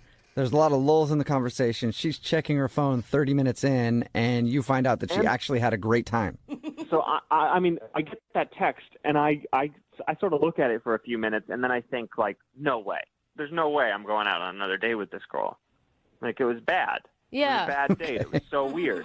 Yeah, and you're like, if that's your definition of fun, we have two different definitions of fun, obviously. Exactly. So what made you change your mind? So it's been 2 months, and I've been on dates since then, trying to sort of figure out what is actually good for me. Uh-huh. And every single date has been so much worse than that date. So much worse. So you want to call her after 2 months, not because she was so fantastic, she just wasn't a psychopath. Well, she wasn't a psychopath, and, I didn't have a bad time. It wasn't great, but maybe they say that marriage is like a partnership, sort of like the boring married couple, right? Well, maybe this is that right off the bat, and I can know what to expect all the way down the line. Comfort. Normally, I would be really against this, but I feel like online dating has given people too many choices that you don't ever know what was good. If it was pre-online dating, maybe you would have given her a second chance, and the second time it would have been fantastic. And this date wasn't a bad date. I enjoyed my meal, and the company was okay. It's just This is so awkward. It's amazing. I'm starting to think that okay is what I need. And I listened to your show, 2 Second Date Update, and I've heard some of the people that are on here before, and I know how bad things can be. And this isn't that. I think this is way better than that. Yeah, just a little lag in conversation when you guys went out and she didn't like mess her pants and throw up on you. Honestly, it could be so much worse for me. So much worse. I love that our show is like taking a low bar and lowering it even further. Yes, to help. Well, it lets you know. It lets you know how bad things can get. Oh, good. That should be our new show slogan. Yeah. Brooke and Jubal in the morning lets you know how bad things can get. I like it. But honestly, Jason, she's probably not going to be super excited that you haven't called her for 2 months. Yeah, I realize that may be a problem. I did text her like a day ago and said, like, long time no talk, stranger. Like, just trying to like ignite like a conversation, and I have not gotten a response, which I don't blame her for, but I really do want to like reach out and at least try to get a second date. Okay. All right. Well, we'll play a song, come back, and then call Kathy and see if she's willing to go out with you again, since she's not the worst option. All right. Thanks, guys. Yeah, no problem. We'll get your second date update right after this. Moving 92.5. Brooke and Jubal in the mornings. Second date update. If you're just tuning in for today's second date update, we have Goldilocks on the phone. Goldilocks goes by the name of Jason. He's been in the dating world, and most of his dates have either been too hot or too cold. And he wants us to call Kathy for him right now. And Kathy is, well, she's not even just right. She's just okay.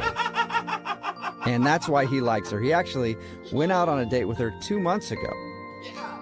And hasn't talked to her since. But now he wants to call her to get another date because, according to him, all of his other dates have been so bad that he's thought about it and he's like, this one was actually probably the most decent date I've had in 2 months. So why not give it a shot and see if she'll go out with me? Jason, I feel like you should tell her, or we should tell her, that you want to give it another shot because, hey, the first one wasn't so great, but first dates are hard, and maybe the second date would be better. Yes, I think that's part of what I'm hoping. Okay, that's the message you're trying to get out, not like, well, she was good enough. Absolutely. I mean, I think I'm a little worried that it's going to come across as, because, I haven't texted her in 2 months. So the fear is that, she'll think what I said. Yeah. Okay. All right. The fear is that she'll understand the truth. But I wouldn't even call out how bad the date was. I mean, it was on your end. You said it was boring, but she texted you the day after, right? Yeah, so I think I'll say something like, I wasn't ready at the time. I liked you too much, and I didn't know how to deal with it, so I went away for 2 months. Now we're just lying. Yeah. Yeah, it might work. No. All right, I'm going to dial her phone number right now, Jason. Here we go. You ready? Yeah, thanks, guys.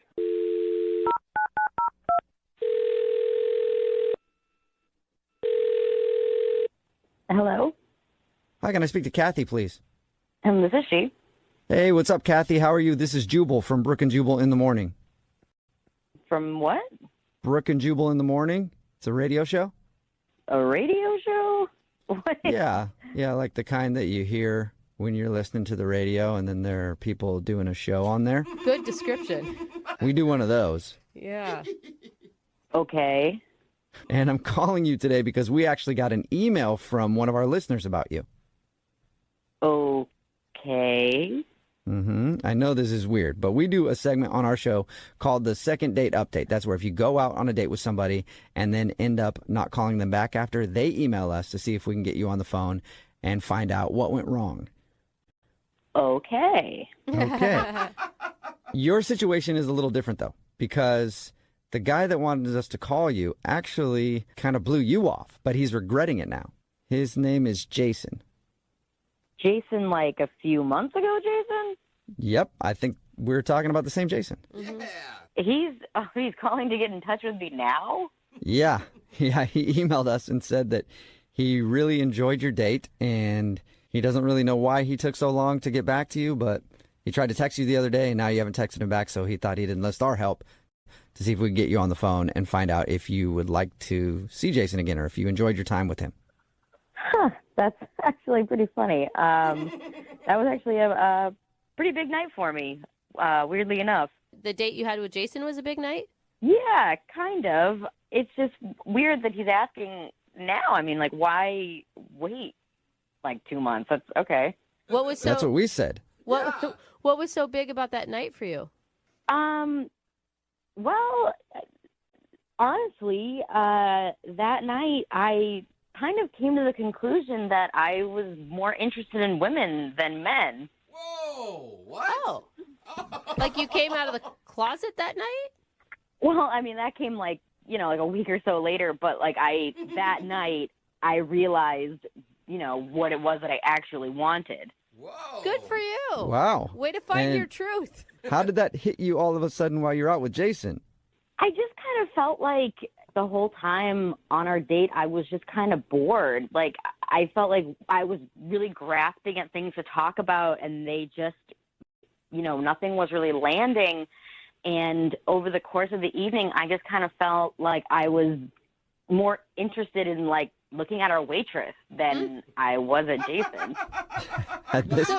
Was this something you were thinking about, like, prior, or it was literally everything happened that night? I think I had a little bit of confusion, but I just have been dating men my whole life, and I just, I felt like this was what I was supposed to be doing, and then it was just that night I was just like, what am I doing? Clearly, I'm continuing to date guys that I'm not interested in. Why am I not interested in them?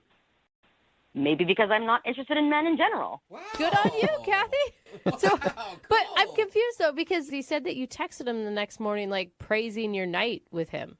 Well, I honestly just wanted to thank him. Like, I really woke up that next morning just feeling like a whole new person.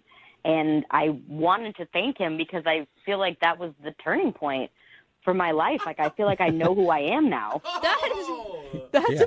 amazing. He read your text completely wrong. He thought you were texting him saying how much fun you had on the date, not that your date was so boring it made you switch teams. Oh, my God. He thought that I meant, like, that I had a good time. Yeah. Yeah. Oh, I meant, like, thank you for helping me figure out my life. Right. Thank you for helping reveal my truth. Not Yeah. for all the laughs. I'm sure he'd be shocked to know that that's what that text meant. And you might be shocked to know that he's on the other line listening and wants to talk to you. Oh, no. Jason? Yeah, shocked is an understatement, man. Jason, I'm sorry.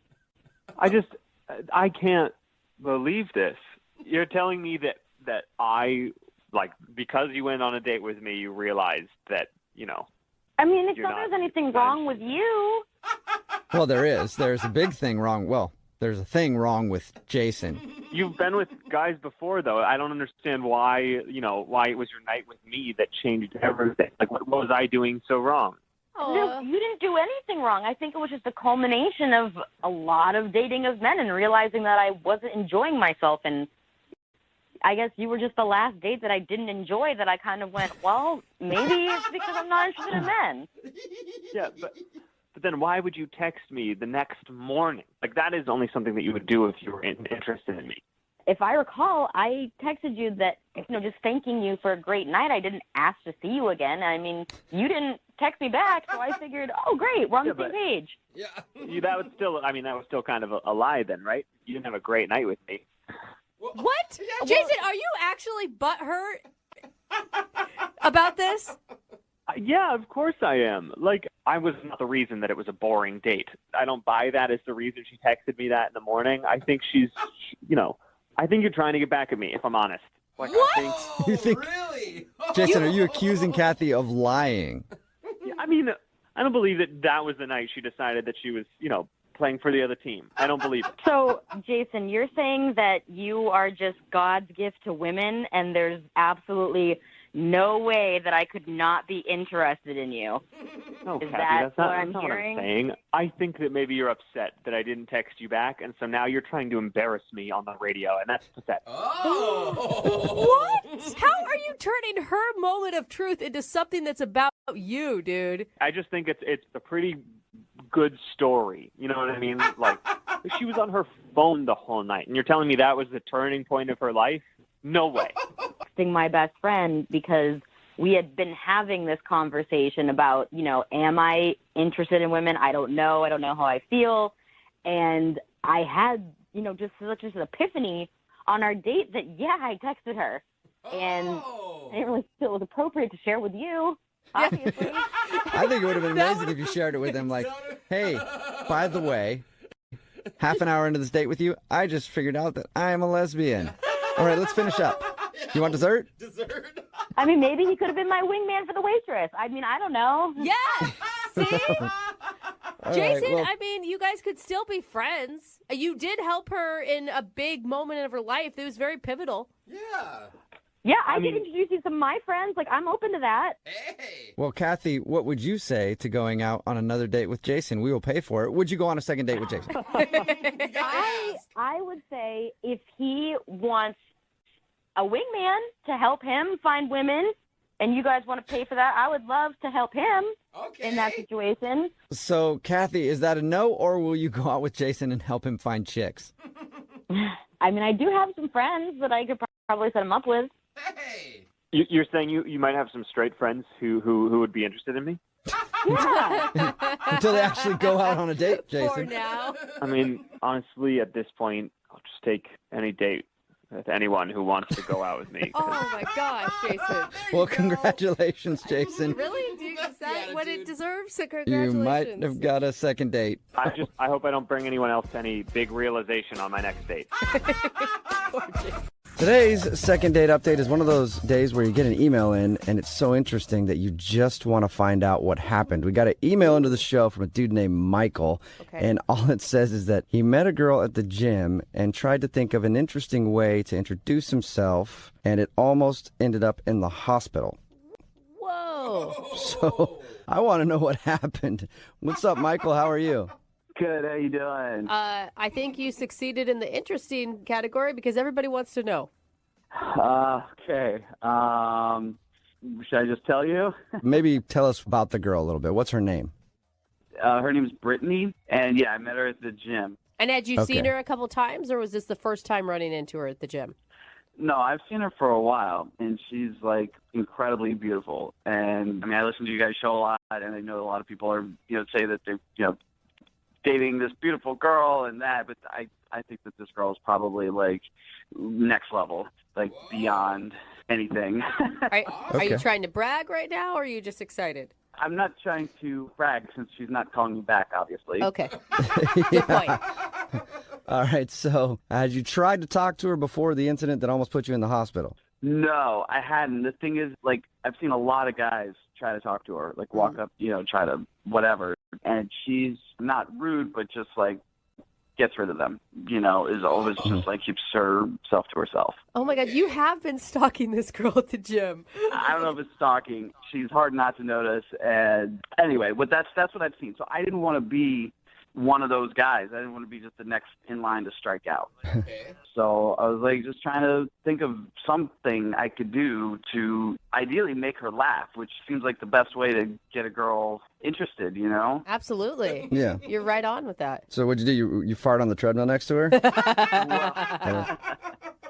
No, what I did was she was on the treadmill, and while she was working out, I jumped on the treadmill and started running behind her. To her treadmill? Yeah, and I was like, oh, sorry, didn't see you there. Maybe you can go a little faster. That's great. That's not funny. That's dangerous. Come on, loosen up. I'd be like, whoa, And- dude, this treadmill's not big enough for you to be right behind me. Yeah, and I would have to think scary for her as well. Like, what the hell is this weirdo doing? That's funny. I thought it was really funny, but her first reaction was definitely a little scared. Yeah. And No. I kind of like flipped around and turned backwards, so I like got my back to her running, and I was just being funny. I thought, it was going to be cool, but our feet got tangled. Oh, no. And we both like went flying Oh, and totally bit it. Dude. Oh my gosh, Oh, it man. sounds so painful. What a fail. And you were able to still somehow score a date with her after this? Yeah. Well, that's the crazy part. So, I mean, she was super pissed, and I had to like talk to the gym supervisor. I got a warning, and I mean, it was like pretty disastrous. But when I went outside, like 15 minutes later, she was standing there, and she was kind of like, she was upset. She thought, she was like, I could have gotten hurt, and she was right. And I was like, I'm sorry about the way I did it, but I did it because I think you're really pretty, and I didn't know how else to talk to you. Aww. And yeah. That's That's kind of sweet. Well, it obviously got her too. Yeah. I can't believe she fell for it, but okay. I don't know if she fell for it. Maybe I got the A for effort. I don't know. But I basically was like, let me buy you a drink. Let's go hang out for a minute. And she agreed. So we ended up going to the bar down the street, and it was really nice. But after like 30 minutes, she looked at her phone and was like, I really got to go. And she left, and that was it. And now I'm like, she won't text me back. She's ghosting me. And I don't know what to do. No idea why. I really don't. I mean, I would have understood, before she didn't want to talk to me, but we kind of had a moment. We went out and it was like going somewhere. And that's why I'm so baffled. I really don't know what happened. Yeah, she still went out with you after maybe risking a concussion or a broken bone or something. And then all of a sudden on your date, she just ghosts. That's weird. So wait, you haven't seen her at the gym either?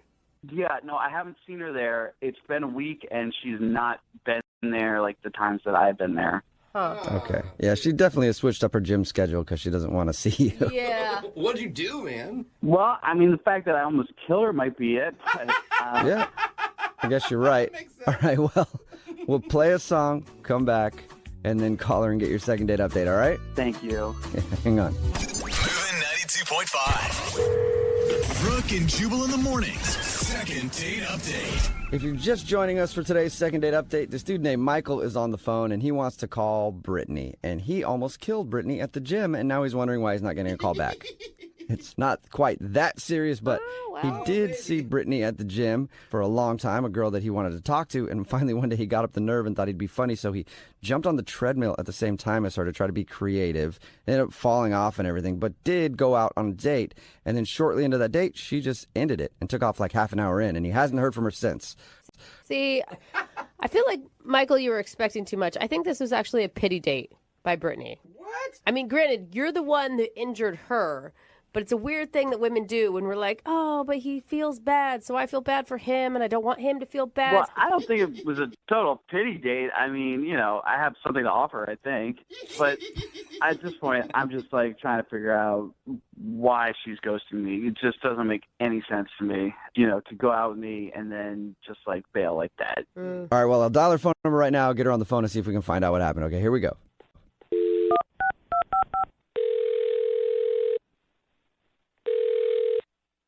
Hello? Hi, can I speak to Brittany, please? Yeah, this is she. Hey, Brittany, how are you? This is Jubal from Brooke and Jubal in the morning. Okay. Okay. Hi, Brittany. You ever heard of it before? Ever heard of what before? Brooke and Jubal in the morning. I'm not sure. All right. It sounds like you just woke up. Are you tired? Yes. Well, good morning, Well, I'm sorry about that. Well, so we're calling you because we actually got an email from one of our listeners who asked us to call you. Okay. You want to know who? Still not registering, is it? Well, no, I'm intrigued. Okay. His name is Michael. Oh. All right. And you met Michael at the gym recently. Yes. Yeah. And then you went out with Michael on a date after and left pretty quick into it, and you haven't contacted him since. That is correct. Okay, cool. Well, Michael emailed us because he wants to know what went wrong. Oh, well, I mean, it was just I wasn't really sure how I felt, I just couldn't really deal with it. First dates are weird, so. Did you? This was my theory, okay? My theory is that you went out with him as a pity date because he told us about the whole treadmill fiasco where he injured both you and him. Initially, it kind of was. I'm like, oh my God, such a weird guy. I'll just go out with him and get him off my back. But I don't know. I'm not really sure how I feel about him, and I felt really awkward. I had to leave. During the drinks that you guys were having, you felt awkward? Yeah, I'm still kind of going through a breakup, if you will, sort of. I'm kind of sensitive, so it was going really well, and I'm just so surprised that I liked him, and I don't know if I'm ready to, move forward with a guy that I might like, and I don't know. I'm just sort of a mess right now emotionally. Oh my God, that's Oh, really that sucks. sweet. But you could tell that you liked him that much just from that experience? Yeah, we had a lot in common, and we started finishing each other's sentences, and yeah, I was taken aback at how attracted to him I became throughout just that half hour, and the feelings were kind of overwhelming that I had to excuse myself. Wait, how long have you?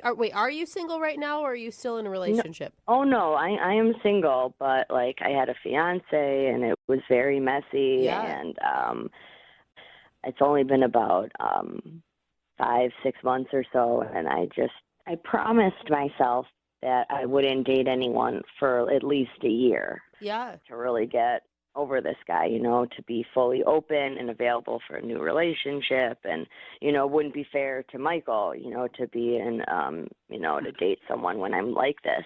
So But you could still do stuff with him. Jubal! I mean, what's a good way to get over a breakup?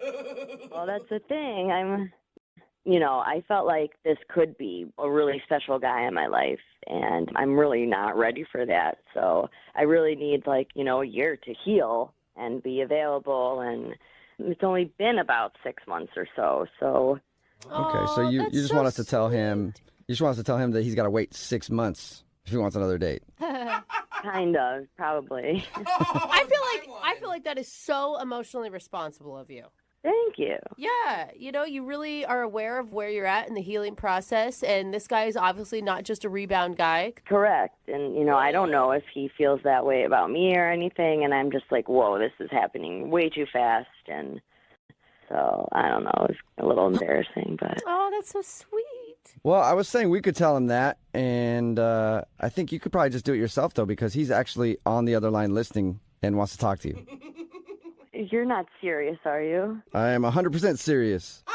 Michael? Brittany, how you doing? Sorry about that. Awkward laugh. That's not fair. I didn't know you were on the line. I mean, I'm just blown away right now. I really just thought that you didn't want to see me again. I can't believe. I'm really sorry. I didn't really know how to process everything that was going on, and obviously now you know everything I've been going through. So it's just, I'm sorry. Yeah, she wants to see you again just in 6 months. I mean, I hear what you're saying, and that makes sense. But at the same time, it's I'd really like to see you again. And if you had a good time and feel that same way about me, it's kind of crazy not to at least hang out, Yeah, I just I don't think it would be fair to you either, because I'm not completely 100% there yet. I'd still be thinking about my ex, and not I don't want to bring any crap from that relationship into this. So it's just I'm trying to be responsible and careful with my emotions. And for sure, I hear what you're saying. That's really good that you're processing that. At the same time, though, it's so rare that you meet somebody. I mean, I really feel you're the most beautiful girl I've ever met. And after talking to you, and your heart is even more beautiful on the inside. I mean, I just oh, you're so sweet. That was the best compliment ever. I'm tearing up over here. Oh no, that's really beautiful, and I appreciate that, and I would love to say yes. I don't think it's a good idea right now, and like you said, it's not every day you meet someone so special. So I'll still, if we're still there for each other in 5-6 months or whatever, cool. Brittany, look, you've heard everybody swooning about how hearts and love and all that stuff are beautiful. God, you're romantic. If it is in fact that beautiful, don't you think you should just go for it? I see your point. It's just I think that'll be too messy. I need more time to heal and be confident and figure out who I am as a person. And yeah, that's I was good. in this relationship for a long time. Right. One last question, and I've heard what you said. You said you're not interested until you feel like you've healed enough. But would you like to go out with Michael on a second date? We'll pay for it. Brittany, before you answer, I know you've said no to me and them asking a whole bunch, but just please think about it. I mean, I just want to say that if we had that much of a connection after 30 minutes of hanging out, It just seems crazy to me to risk throwing that away. Like, why don't you take a couple weeks and heal, and then maybe we can, like, get together. Yeah, listen to him, Brittany. I mean, there's no such thing as good timing. These things always happen when you least want them to. No, I hear you guys, and I appreciate it. It just, I promised myself a year. I think that's a good timeline to feel better, and so I just have to, regretfully decline. Brittany, I think you're making a big mistake because, as somebody who's gone through a lot of breakups and always promised myself at the end of those that I would wait a certain amount of time, I've always jumped in into another relationship at about the 6-month mark, and you might be missing out on a really awesome breakup. Wait, yeah, exactly. I was going to say, Jubal's such a good example of healthy relationships in this world. I fully support you, Brittany. Stick it out. Stick to your guns. Yeah, thanks for that. Michael, keep my phone number, and in 6 months, we can see what happens. We can still see each other at the gym, maybe. Oh, man, that's too bad. Well, I will definitely call you in a few months. Oh. She said 6, not a few. Stick to the rule. Yeah. Brooke and Jubal in the morning. Getting lots of texts in at 78592 that are kind of surprising. Everybody's saying the girl from today's second date update was just giving him a line. What? If you missed today's second date update, Michael wanted to call Brittany. They met at the gym. They hung out for a little while. Yeah. Then she left the date and hadn't talked to him. Well, we got her on the phone, and she said that he was amazing. Yeah. That she liked everything about him. That she felt a strong connection. But that she also just got out of a relationship and was giving herself a year to be single before she got back into a relationship. So she wasn't ready to date yet, and he could contact her in 6 months. Yeah. And maybe they could go out again. I mean, she had been engaged, and she said it was a messy breakup, and that it had been 6 months since they'd broken up. Yeah. But she did start out the description of the date saying it started as a pity date. Yeah, she did say that. So weird. I believed her. I just thought, hey, she's I did sticking to her too. guns, I thought so too, and I was like, good for her for not caving if that's what she thinks she really needs. But that is, it's an interesting wrinkle that I didn't think of. Me neither. I mean, maybe we were being naive. I don't know what to think now. Maybe we were being naive. Or maybe our listening audience is very cynical. Yeah, that could be. Yeah. Yeah. And I appreciate that. Or just the world in general is like, oh, come on. That's a line.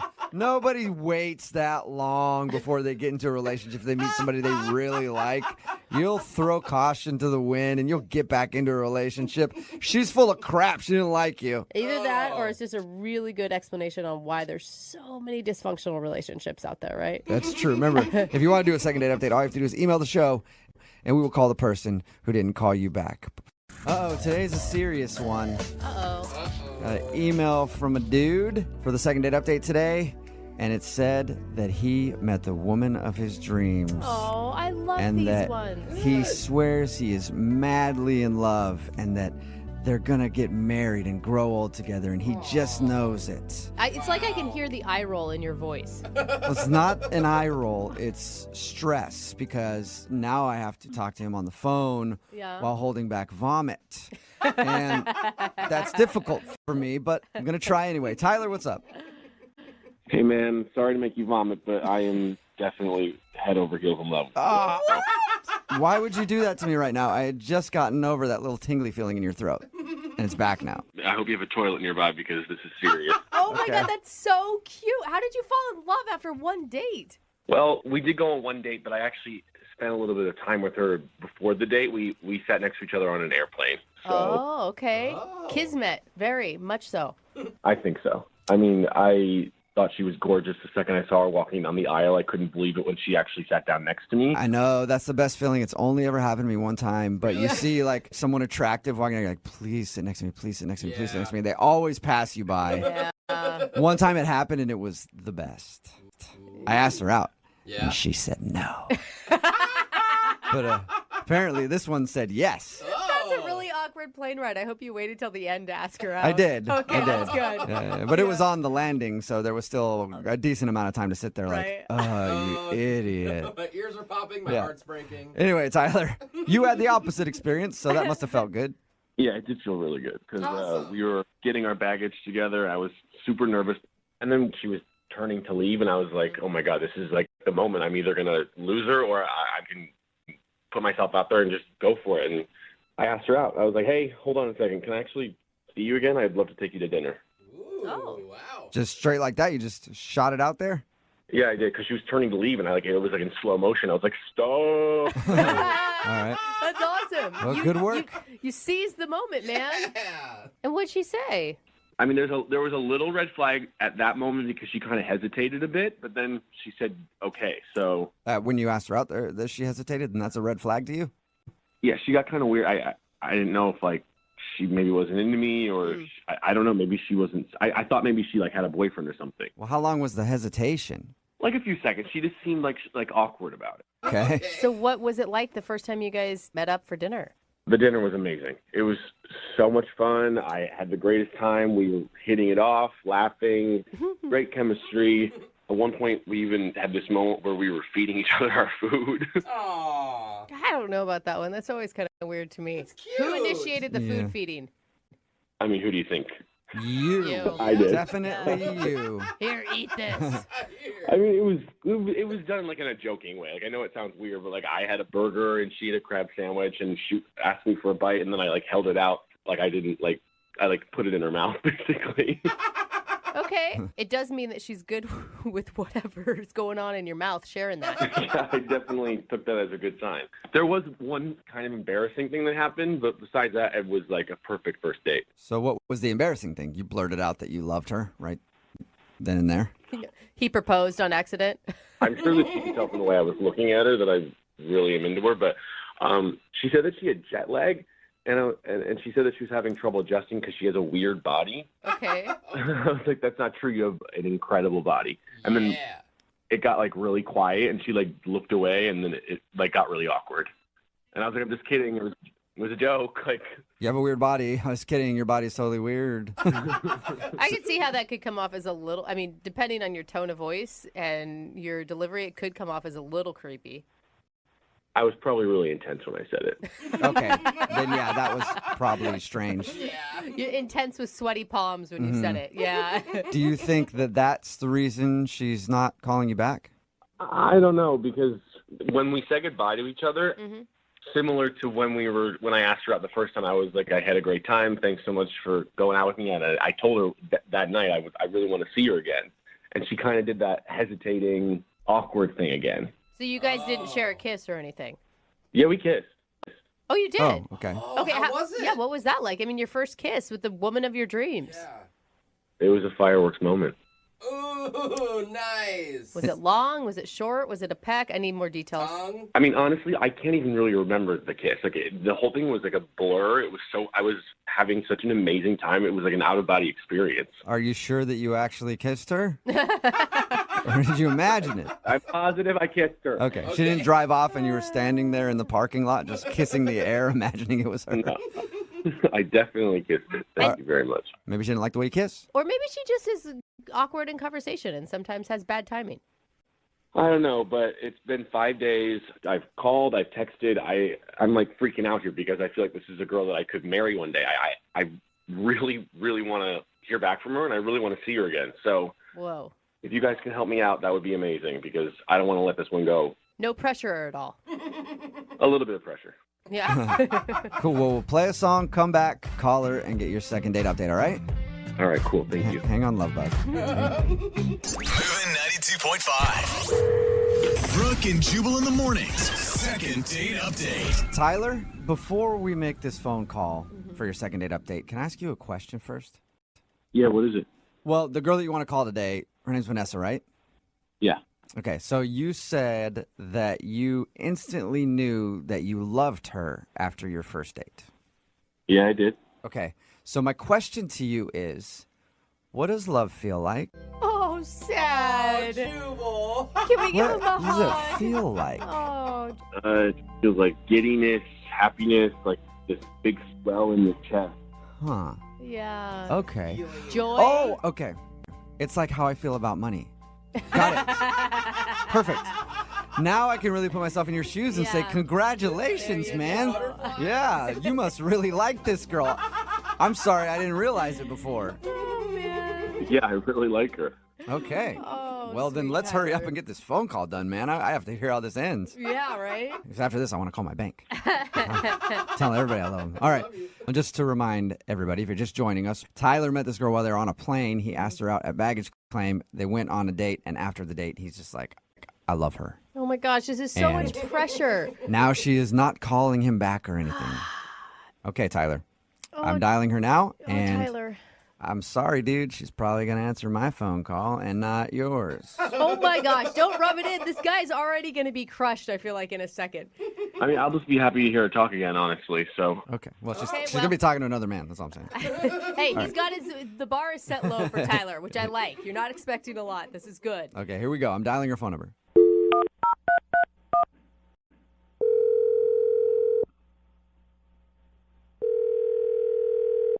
Hello?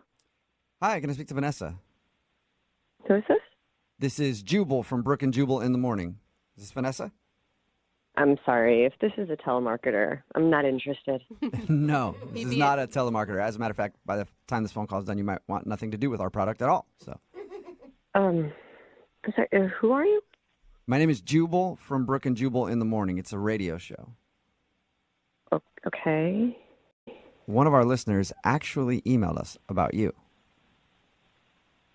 All right. Okay, and he gave us your phone number, so I thought I'd dial it and see if you answered. Wait, someone gave you my phone number? Yes, his name is Tyler, and you guys met on a plane and then had dinner a little while ago. Oh. You remember Tyler? Yes, I remember Tyler. Okay, that's... Okay. Well, Tyler definitely remembers you, and he's been trying to get a hold of you, but you haven't been calling him back.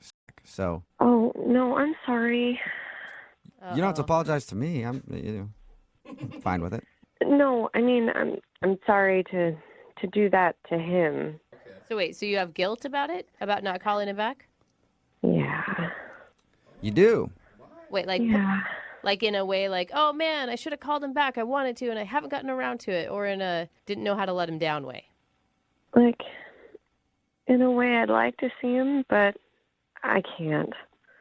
You can't see him. It sounds like maybe you're in a relationship or married or something? No, it's not that. Oh, good. Okay. So you're single? Yes. But you can't see him. No. You went blind.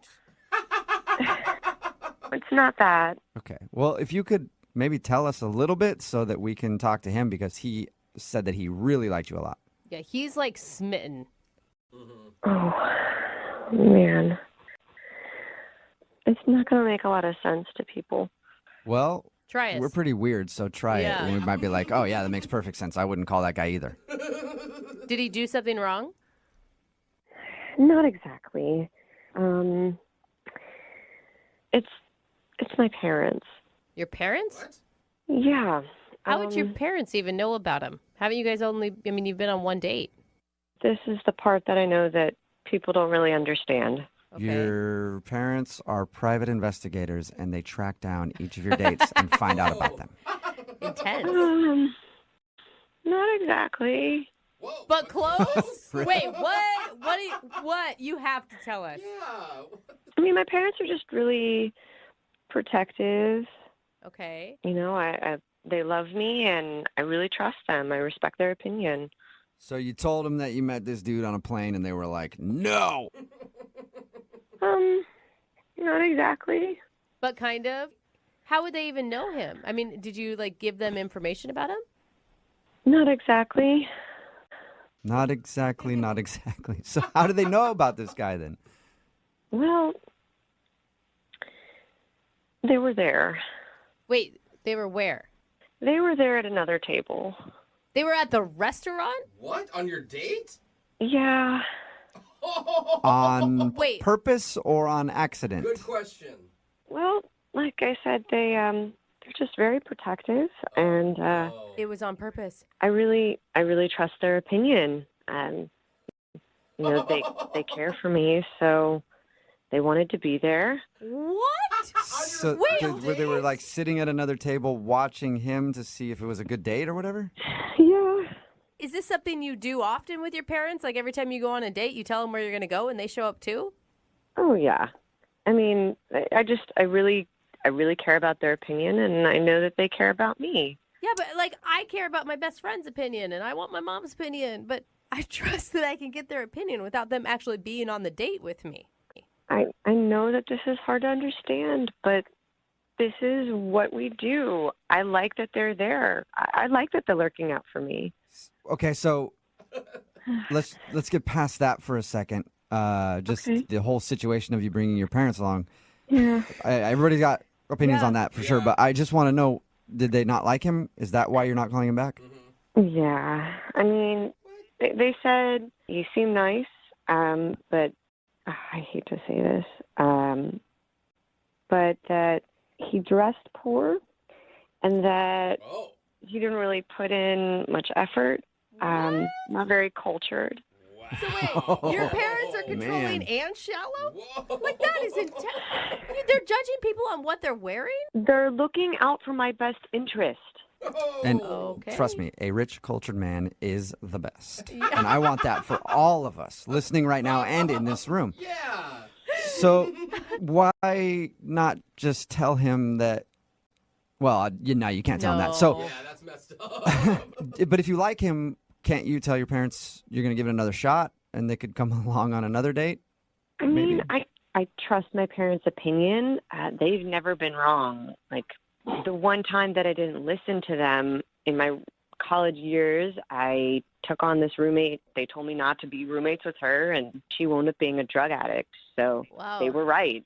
Don't you think, as parents, shouldn't they raise you so that you can be a confident young woman who they trust in making decisions for yourself? I trust myself to bring them along because I like that they're there and their opinion matters. Huh. Interesting. Okay. Okay, well, now that we've heard your parents' opinion and the reason that you're not calling Tyler back, I wonder what Tyler's opinion would be. And the cool thing, Vanessa, is that he's actually on the phone listening to this and wants to talk to you. Oh, my gosh. Yeah, so we can get that opinion right now. Yay. Tyler, what's up? You there still? I'm here.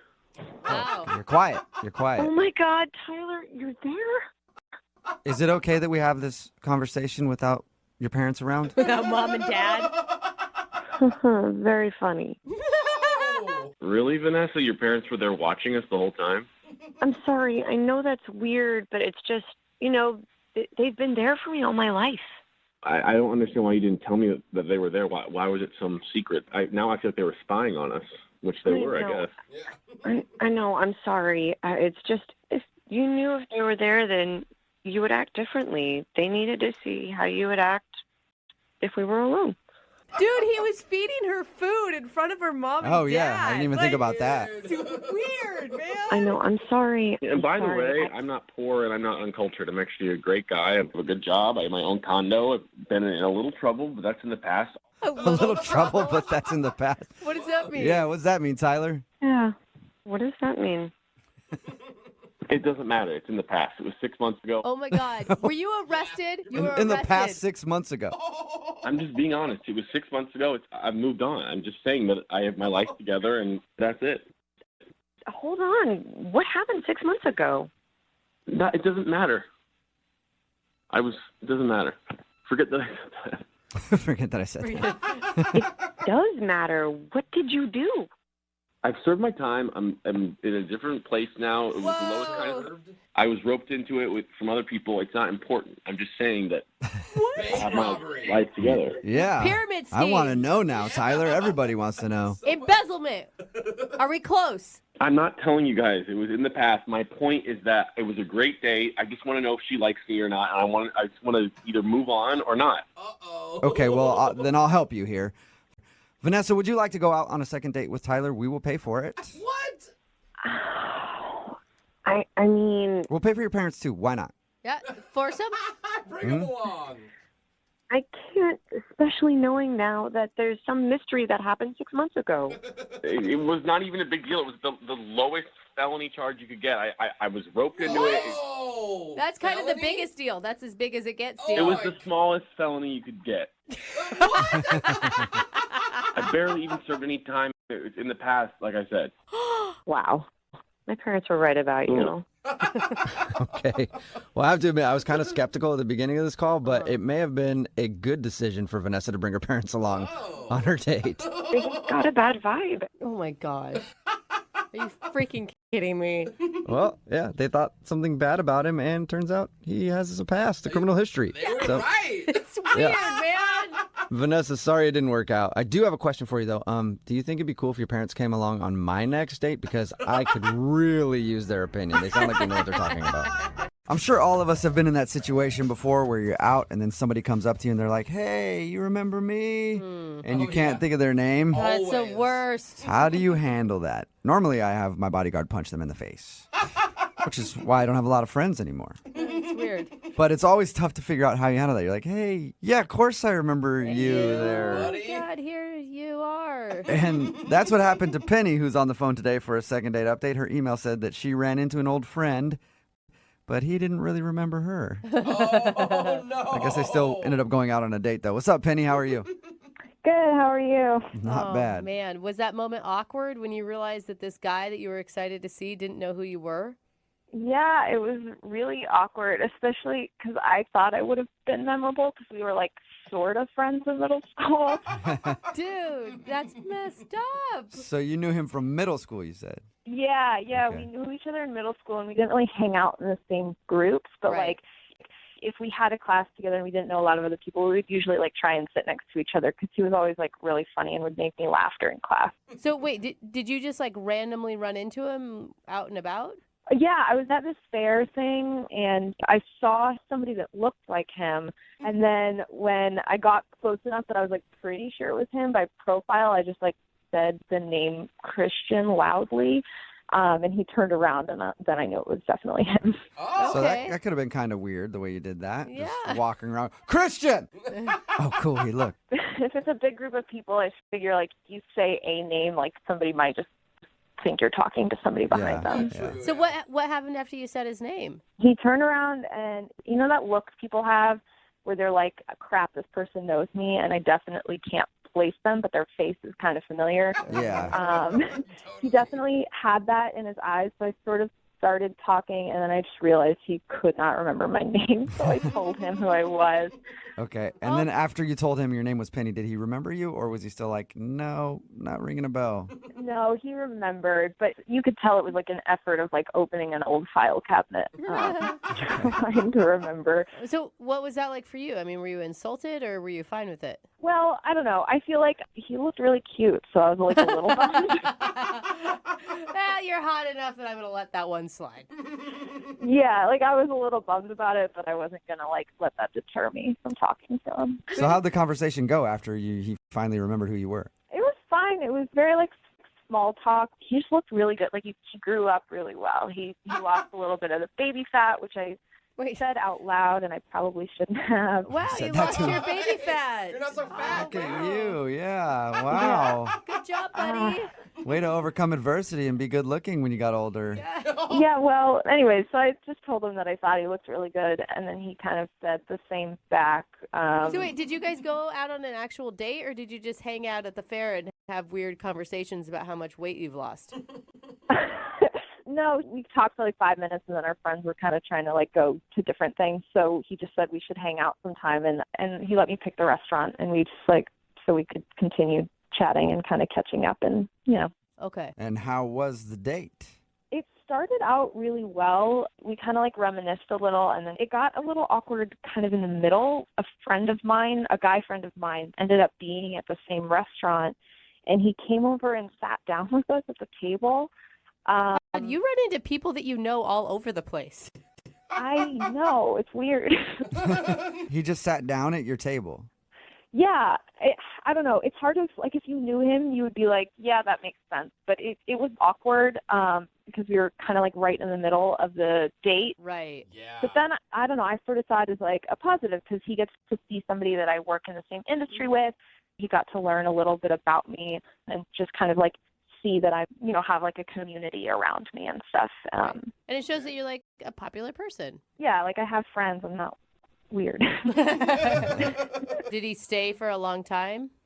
He probably stayed for a good 15 minutes. Dang. Okay. On a date, that's You're a like, long hey, time. you're dropping hints all over the place. I'm on a Yeah, date. but it honestly didn't feel like 15 minutes. Like I was surprised when I realized it was. We all got along really well. Like it wasn't until after he left that it kind of started to feel like maybe it disrupted the date a little bit. Do you think it could have been the French kiss when you kissed your friend goodbye? No, that didn't happen. You didn't say that. What are you imagining in I'm- your head right now? That's not what happened? It Oh, was okay. not a three-way in a restaurant. I thought that's like it's a coworker of yours. That's naturally what happens when they say goodbye. No, it's not. Okay. No, it's my coworker. So not that. All right. But Christian couldn't have been upset by that. I mean, it's out of your control. Yeah, I don't think he was upset. It was just like you could just tell he was kind of uncomfortable. Like Maybe it ruined the momentum of the evening. it kind of just plateaued from there. Like it was like an awkward side hug when we left. Oh, all right. So I was going to ask you. That was my next question. Was how did it end? Awkward side hug. That's usually a great sign No. Yeah. at the end of a date. Yeah. No, it's not. Man. You know what? Maybe he hasn't grown up very much. Maybe he's still awkward around girls, and like it was uncomfortable for him to give you a hug. Maybe. I don't know. I felt really good about the date in general, so I didn't really know like if he thought I was like dating the other guy or was interested in the other guy or if that guy was interested in me. I just didn't really it was really hard to read him at the end of like how he thought the date went. All right. And have you talked to him since? I've reached out a couple times and I feel like I've kind of gotten the brush off a little. So I just kind of want to get a hold of him and see if I can like explain my side and just clear the air. If that guy was the issue, I wouldn't get panicked about it because that guy might not be the issue. There could be a slew of other issues that you don't know about, Yeah, maybe it wasn't as good on his side as I thought it was. I was going to tell her it sounds really salvageable, but apparently not. You never know. All right. One side is giving me hope. Yeah. All right, we'll play a song, come back, and then call him and get your second date update, all right? Okay, sounds good. Okay, hang on. Moving 92.5. Brooke and Jubal in the mornings. Second date update. All right, we're right in the middle of a second date update, and if you missed the first part, Penny is on the phone, and she's upset because she's not getting a call back from a middle schooler that she went on a date with. No, you're saying that's so wrong. I'm sorry. I should probably clarify. Yeah. Penny, unless you don't want me to clarify. No, please do. Okay. Penny went out with a dude named Christian. They actually know each other from middle school. She saw him at a fair, and she yelled out his name. She was like, hey, Christian, and he didn't really remember her until they started talking. They ended up going out to dinner and having a fun time. She does think the reason that he might not be calling back is because one of her friends kind of showed up and sat down for like 15 minutes in the middle of the date, and it might have been kind of strange. But other than that, we have no idea why he's blown her off. I think that you are going to get a second date out of this and that there's some like reasonable explanation for all of it. I hope so, because like he's really cute and funny, and I don't know, it'd be nice to see him again. Yeah. All right. I'm going to dial his phone number right now. Here we go.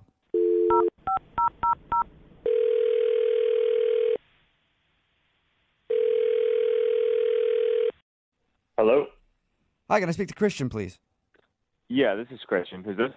Oh, Christian, cool. I just want to say that you don't know me, but I know you very well. Okay, that comes off creepy. What is this? What is this? Who's calling? Who's calling? That's a really loaded question, Christian.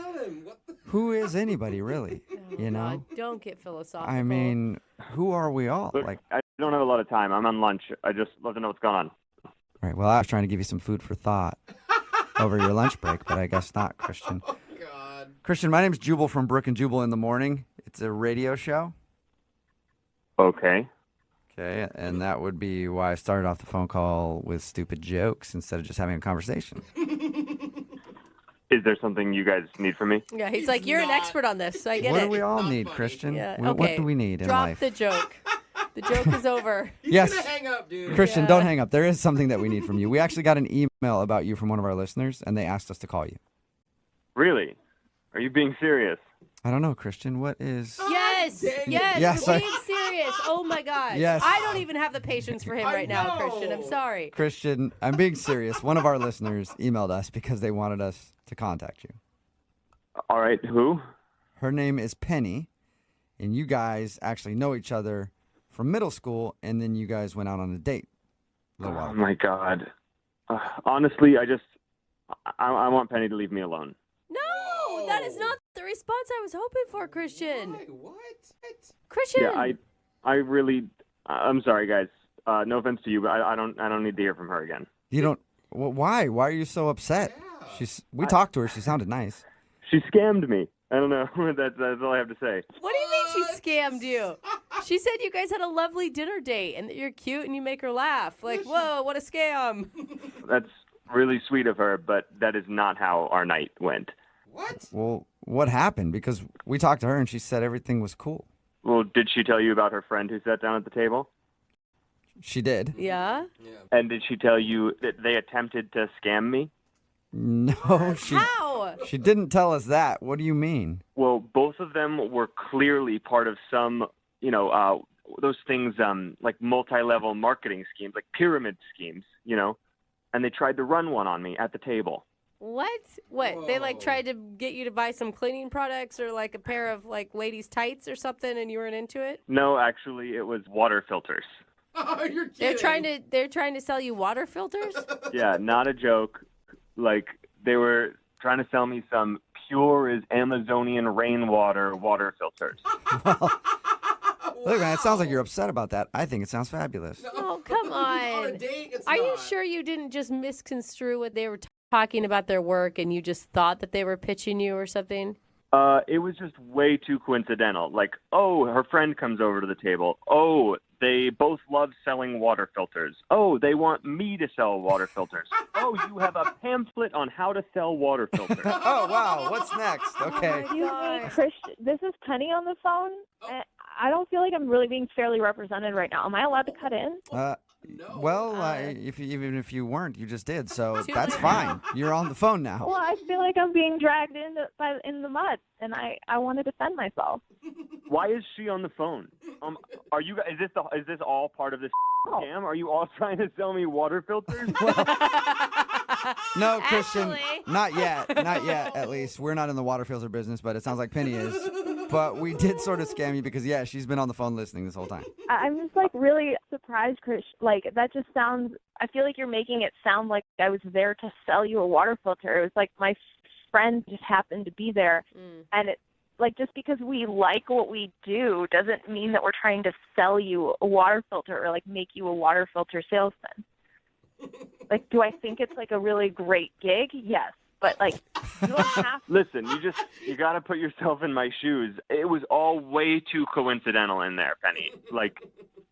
Suddenly he's just at our table and has a pamphlet to show me how to sell water filters. Yeah. I have 3 pamphlets in my purse right now. You just, walk around with them. That's part of it. That is so weird. Yeah. and Penny, weird. It's like carrying a business card. It's not like carrying a business card, Penny. No, because you're trying to involve everyone around you in your little pyramid scheme, and it's not everyone scheme. wants to be a part of it. Well, I'm not trying to involve everyone. I'm just saying, if somebody I like wants to be a part of it, I want to give them the opportunity to. And I wasn't even the one that brought it up. He did. It's not like I was trying to sell you anything. Yeah, but you were the one who was like, wow, you should totally do this. It's such easy money. You can keep your day job and make, I don't know, you had all these statistics that you were pulling out. And it felt like the date turned into you trying to make money off of me. You know what I mean? I was just trying to be honest. I wasn't trying to sell you. That's genuinely how I feel. You can make an extra $5,000 a month. That's not a joke. That's a lot. Look, Penny, I want to believe you because otherwise I had a good time. But the coincidences were just one after the other, and it made it so strange. I feel like it was one coincidence that he showed up.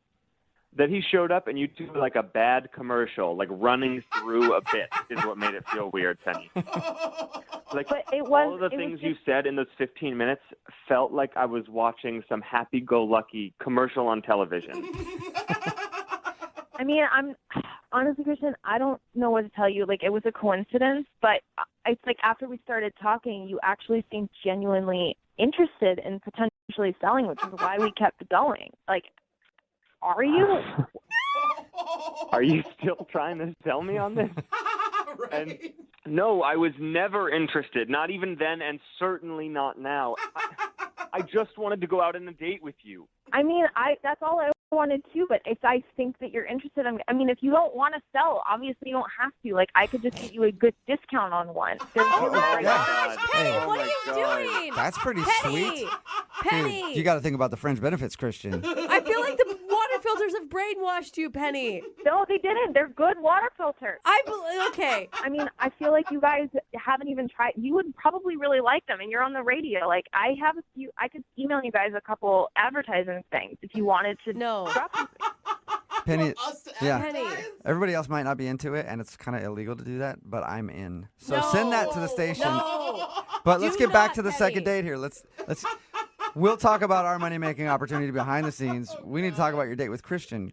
Christian, would you like to go out on a second date with Penny? We will pay for it. I absolutely no. I don't want to go on a second date. I don't want to be scammed anymore, and I don't think you guys realize what's happening here on the radio because you're being scammed too. Okay. Jubal is allowed to be scammed. I feel like it's fine. Yeah, whatever. You guys say that until I'm in Ibiza hanging out With that water filter with Penny. money. Yeah, exactly. With a boat named Filter. Yeah. Look, I know you guys are all joking and making fun of me, but I'm not kidding. Like, you could make enough money to buy a boat if you were good at selling. Yeah. Oh, wow. You got that boat money. I know, Penny. That's why I'm in. We're good. Oh, God. I think you're pulling my leg. Yeah. Yeah, I would never do that to anybody. But Christian, You don't ruin a good business opportunity when Yeah, it knocks no. on your door. Christian, are you sure you won't go on another date? Absolutely not. Even if she didn't bring up the water filter stuff, like you liked her. Yeah, all that aside. I don't know if I can not bring it up. It's a part of my life. All right. Well, I stand wrong. Well, I'm sorry the second date didn't work out for you, Penny. And Christian, thank you very much for your time. Appreciate it. Yep. Yeah, and you have fun struggling with those conventional water filters, the ones that burst into flames. You try to use them. Ooh, you're good already. Yeah, see? Can I privately send you the link to these? Because they're really good. Send it along, Penny. Oh my God. Brooke and Jubal in the morning. Got a text in at 78592 says, I don't know what to think about that second date update, but I do know that I'm going to be rich now. Thank you. So, if you missed today's second date update, Penny wanted to call this dude named Christian. They actually knew each other in middle school, and she saw him at a fair. They decided to actually go out after they reconnected. But the reason he wasn't calling back was because during her date, she ran into a friend who she works with. They work in the same field. They do like a pyramid scheme type thing for water filters. Yeah. And they spent like 15 minutes pitching him on why he should sell these water filters. And he thought that he'd been scammed and set up by her to go out on this date just so that she could try to sell him some water filters. Oh my God, it just dawned on me. What?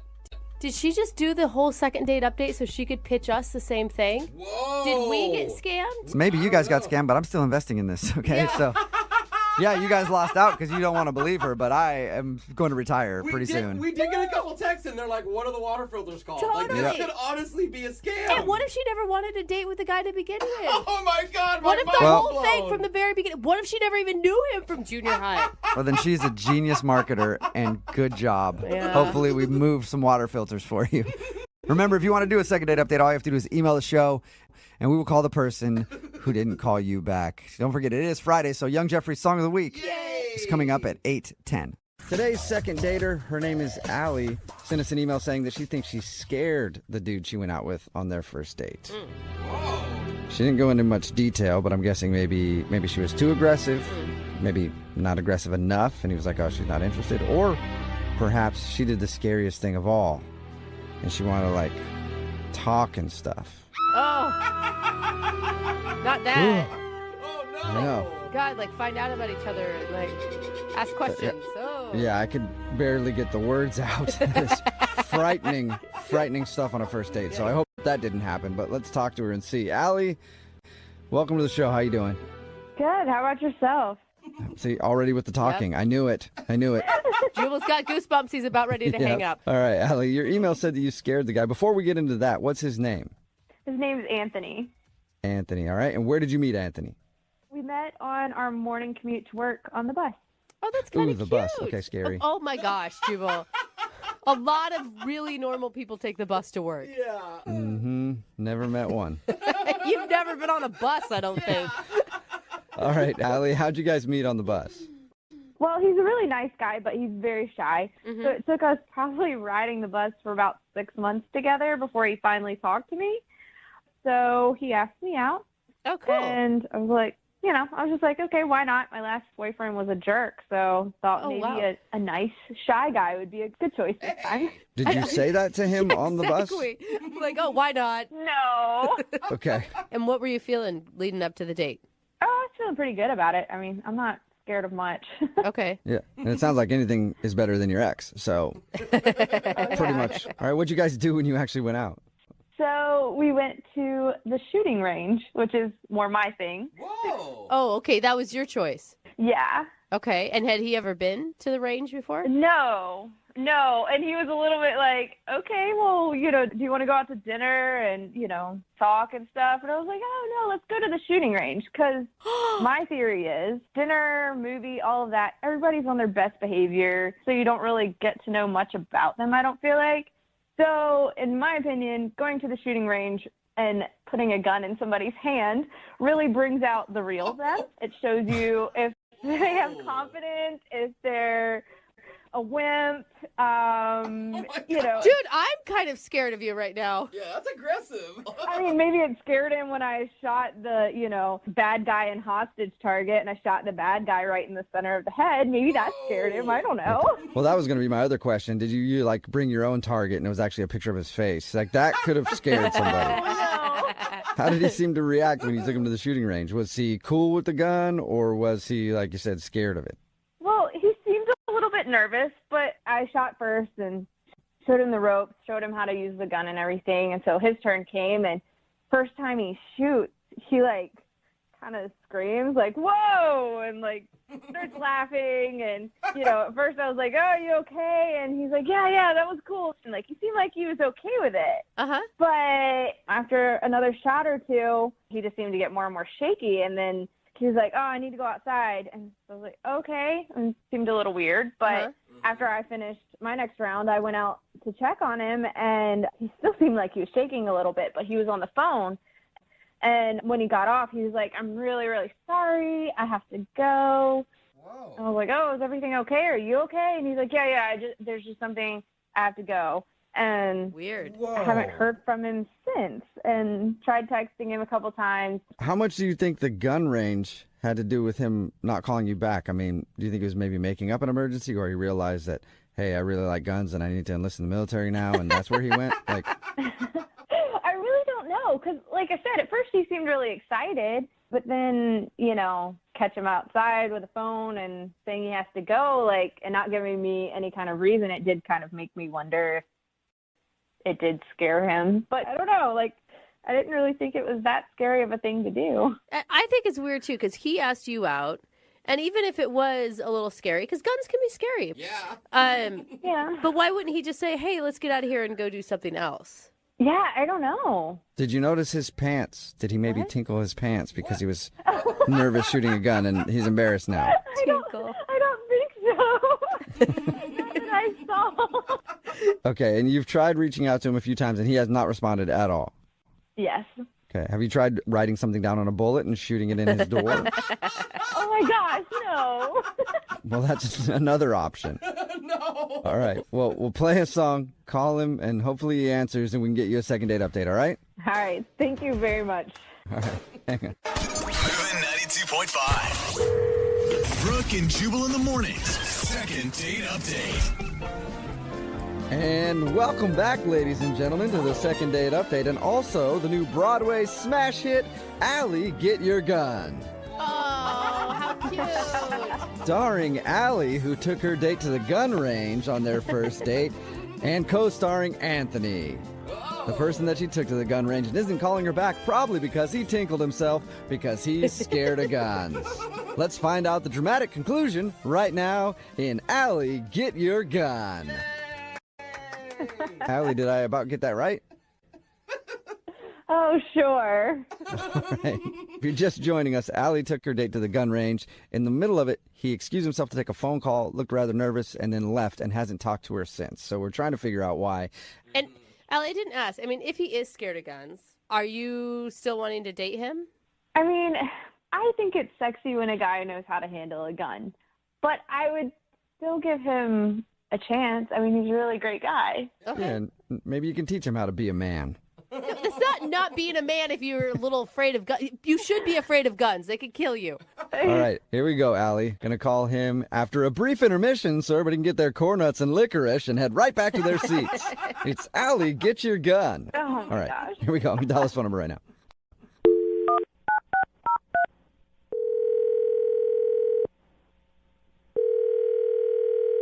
Hello? Hi, can I speak to Anthony?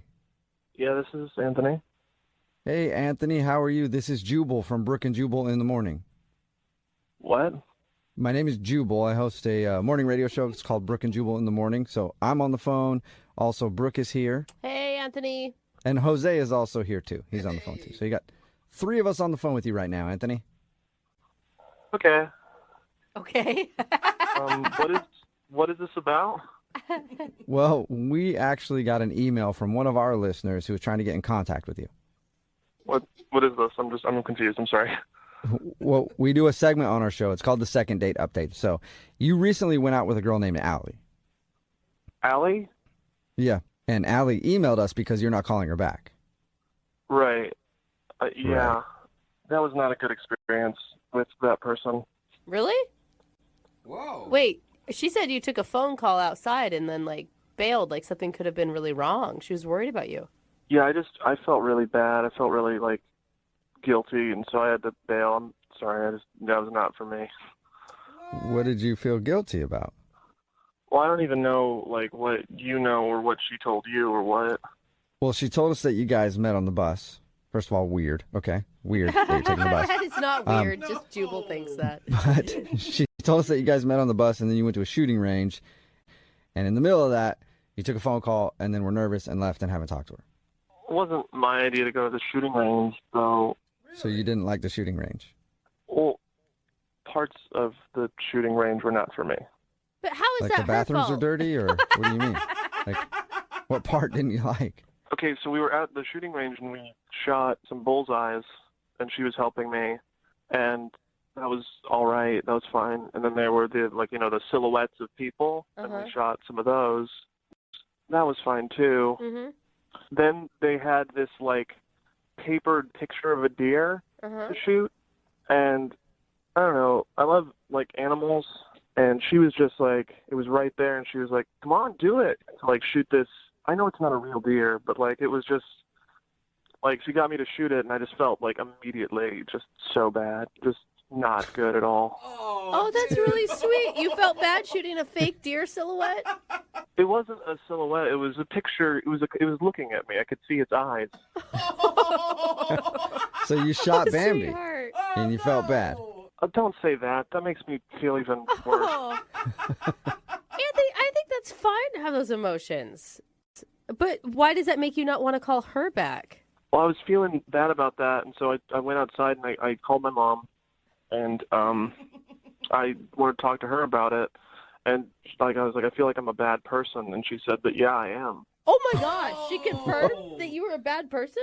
Well, yeah, I mean the way she said it's you start with paper deer, and then what's next, plastic deer. Then it's just you're getting more normal until you hit a real deer. You're just getting used to it. It's a slippery slope. It was a right. gateway deer is what you shot. She said there's probably a bad influence. So she thinks that Allie is a bad influence on you because she wants you to kill animals. My mom didn't raise me that way to shoot deer, paper deer, anything shaped like a deer. We loved animals. Okay. But you were cool shooting the silhouettes of people, just not the deer. Well, they didn't have faces. Oh, okay. That makes sense. They can't look at you, Jubal. Just a black silhouette. That's true. Good point. Honestly, maybe it's just the way I was raised, but I think shooting a deer would hurt me more than shooting a person. Okay. Why didn't you just tell her that? Well, she was so into it. She was excited. I came back. She shot the deer more. That must have been just horrible for you. She just couldn't stop shooting the deer.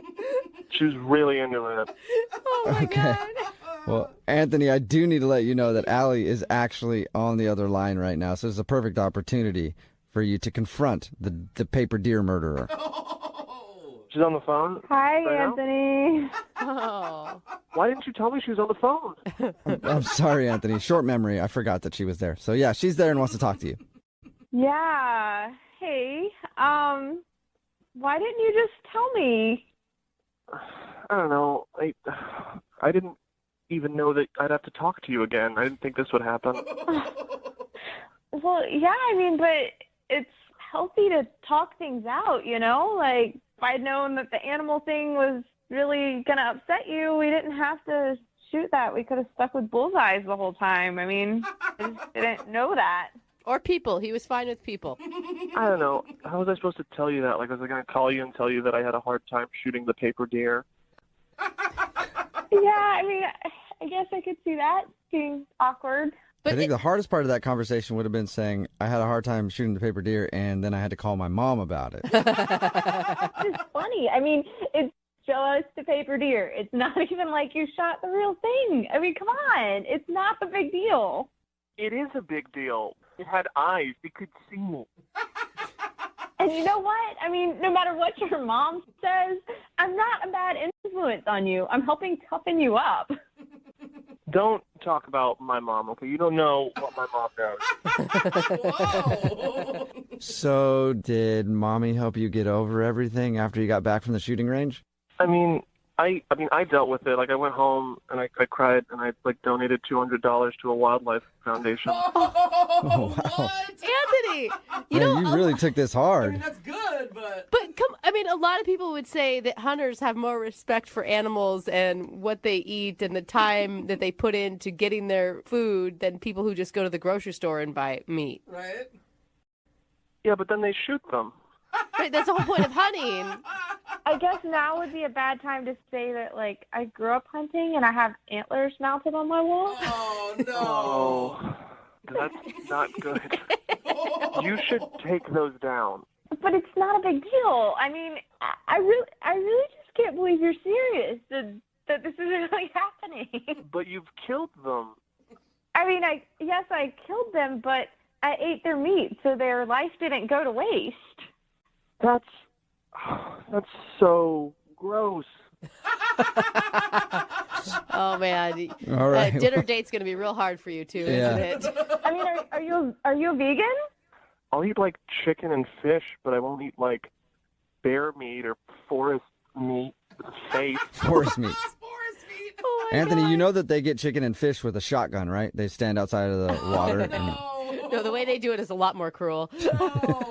Stop talking about this, please. Well, how about you guys go talk about it in person and go on another date? Anthony, would you like to go out with Allie again? We'll pay for it. I'll eat a steak. Oh wow. I don't appreciate the laughter, and I don't appreciate the offer. I don't want a steak, especially when I'm with someone who might have killed the steak. So is that a no, Anthony? It is a firm no. Yeah. Oh, man. well, Allie, I'm sorry. You did not get a second date out of the deal. I'm not. I mean, this was way more entertaining than our first date, and I really like to keep eating meat, so I'm totally okay with this. Okay. All right. Anthony, thank you for your time, man. Hopefully, after some counseling and stuff like that, you'll be able to get over shooting that paper deer. I mean, it's going to be hard to forget, it's stuck in my memory, but, I mean, I just have to find somebody who believes the same things I do. I think you already found her. I think her name is Mom. So I think you're good. Brooke and Jubal in the morning. Got a text in at 78592. It says, poor guy, he has PTSD from watching Bambi. Can't you hear that? It's Brooke and Jubal in the morning talking about today's second date update. If you missed it, Allie wanted to call this dude Anthony. They went to a gun range together. It was her idea. She likes to shoot. He had never done it before, and he split in the middle of it. He got a phone call, said he had to leave. It turns out, when we got him on the phone, that he was uncomfortable because they were shooting the normal targets, and then a deer target came up, and he shot at it. He felt really bad, so he called his mom, and his mom told him that he was a bad person because he was shooting at a deer target.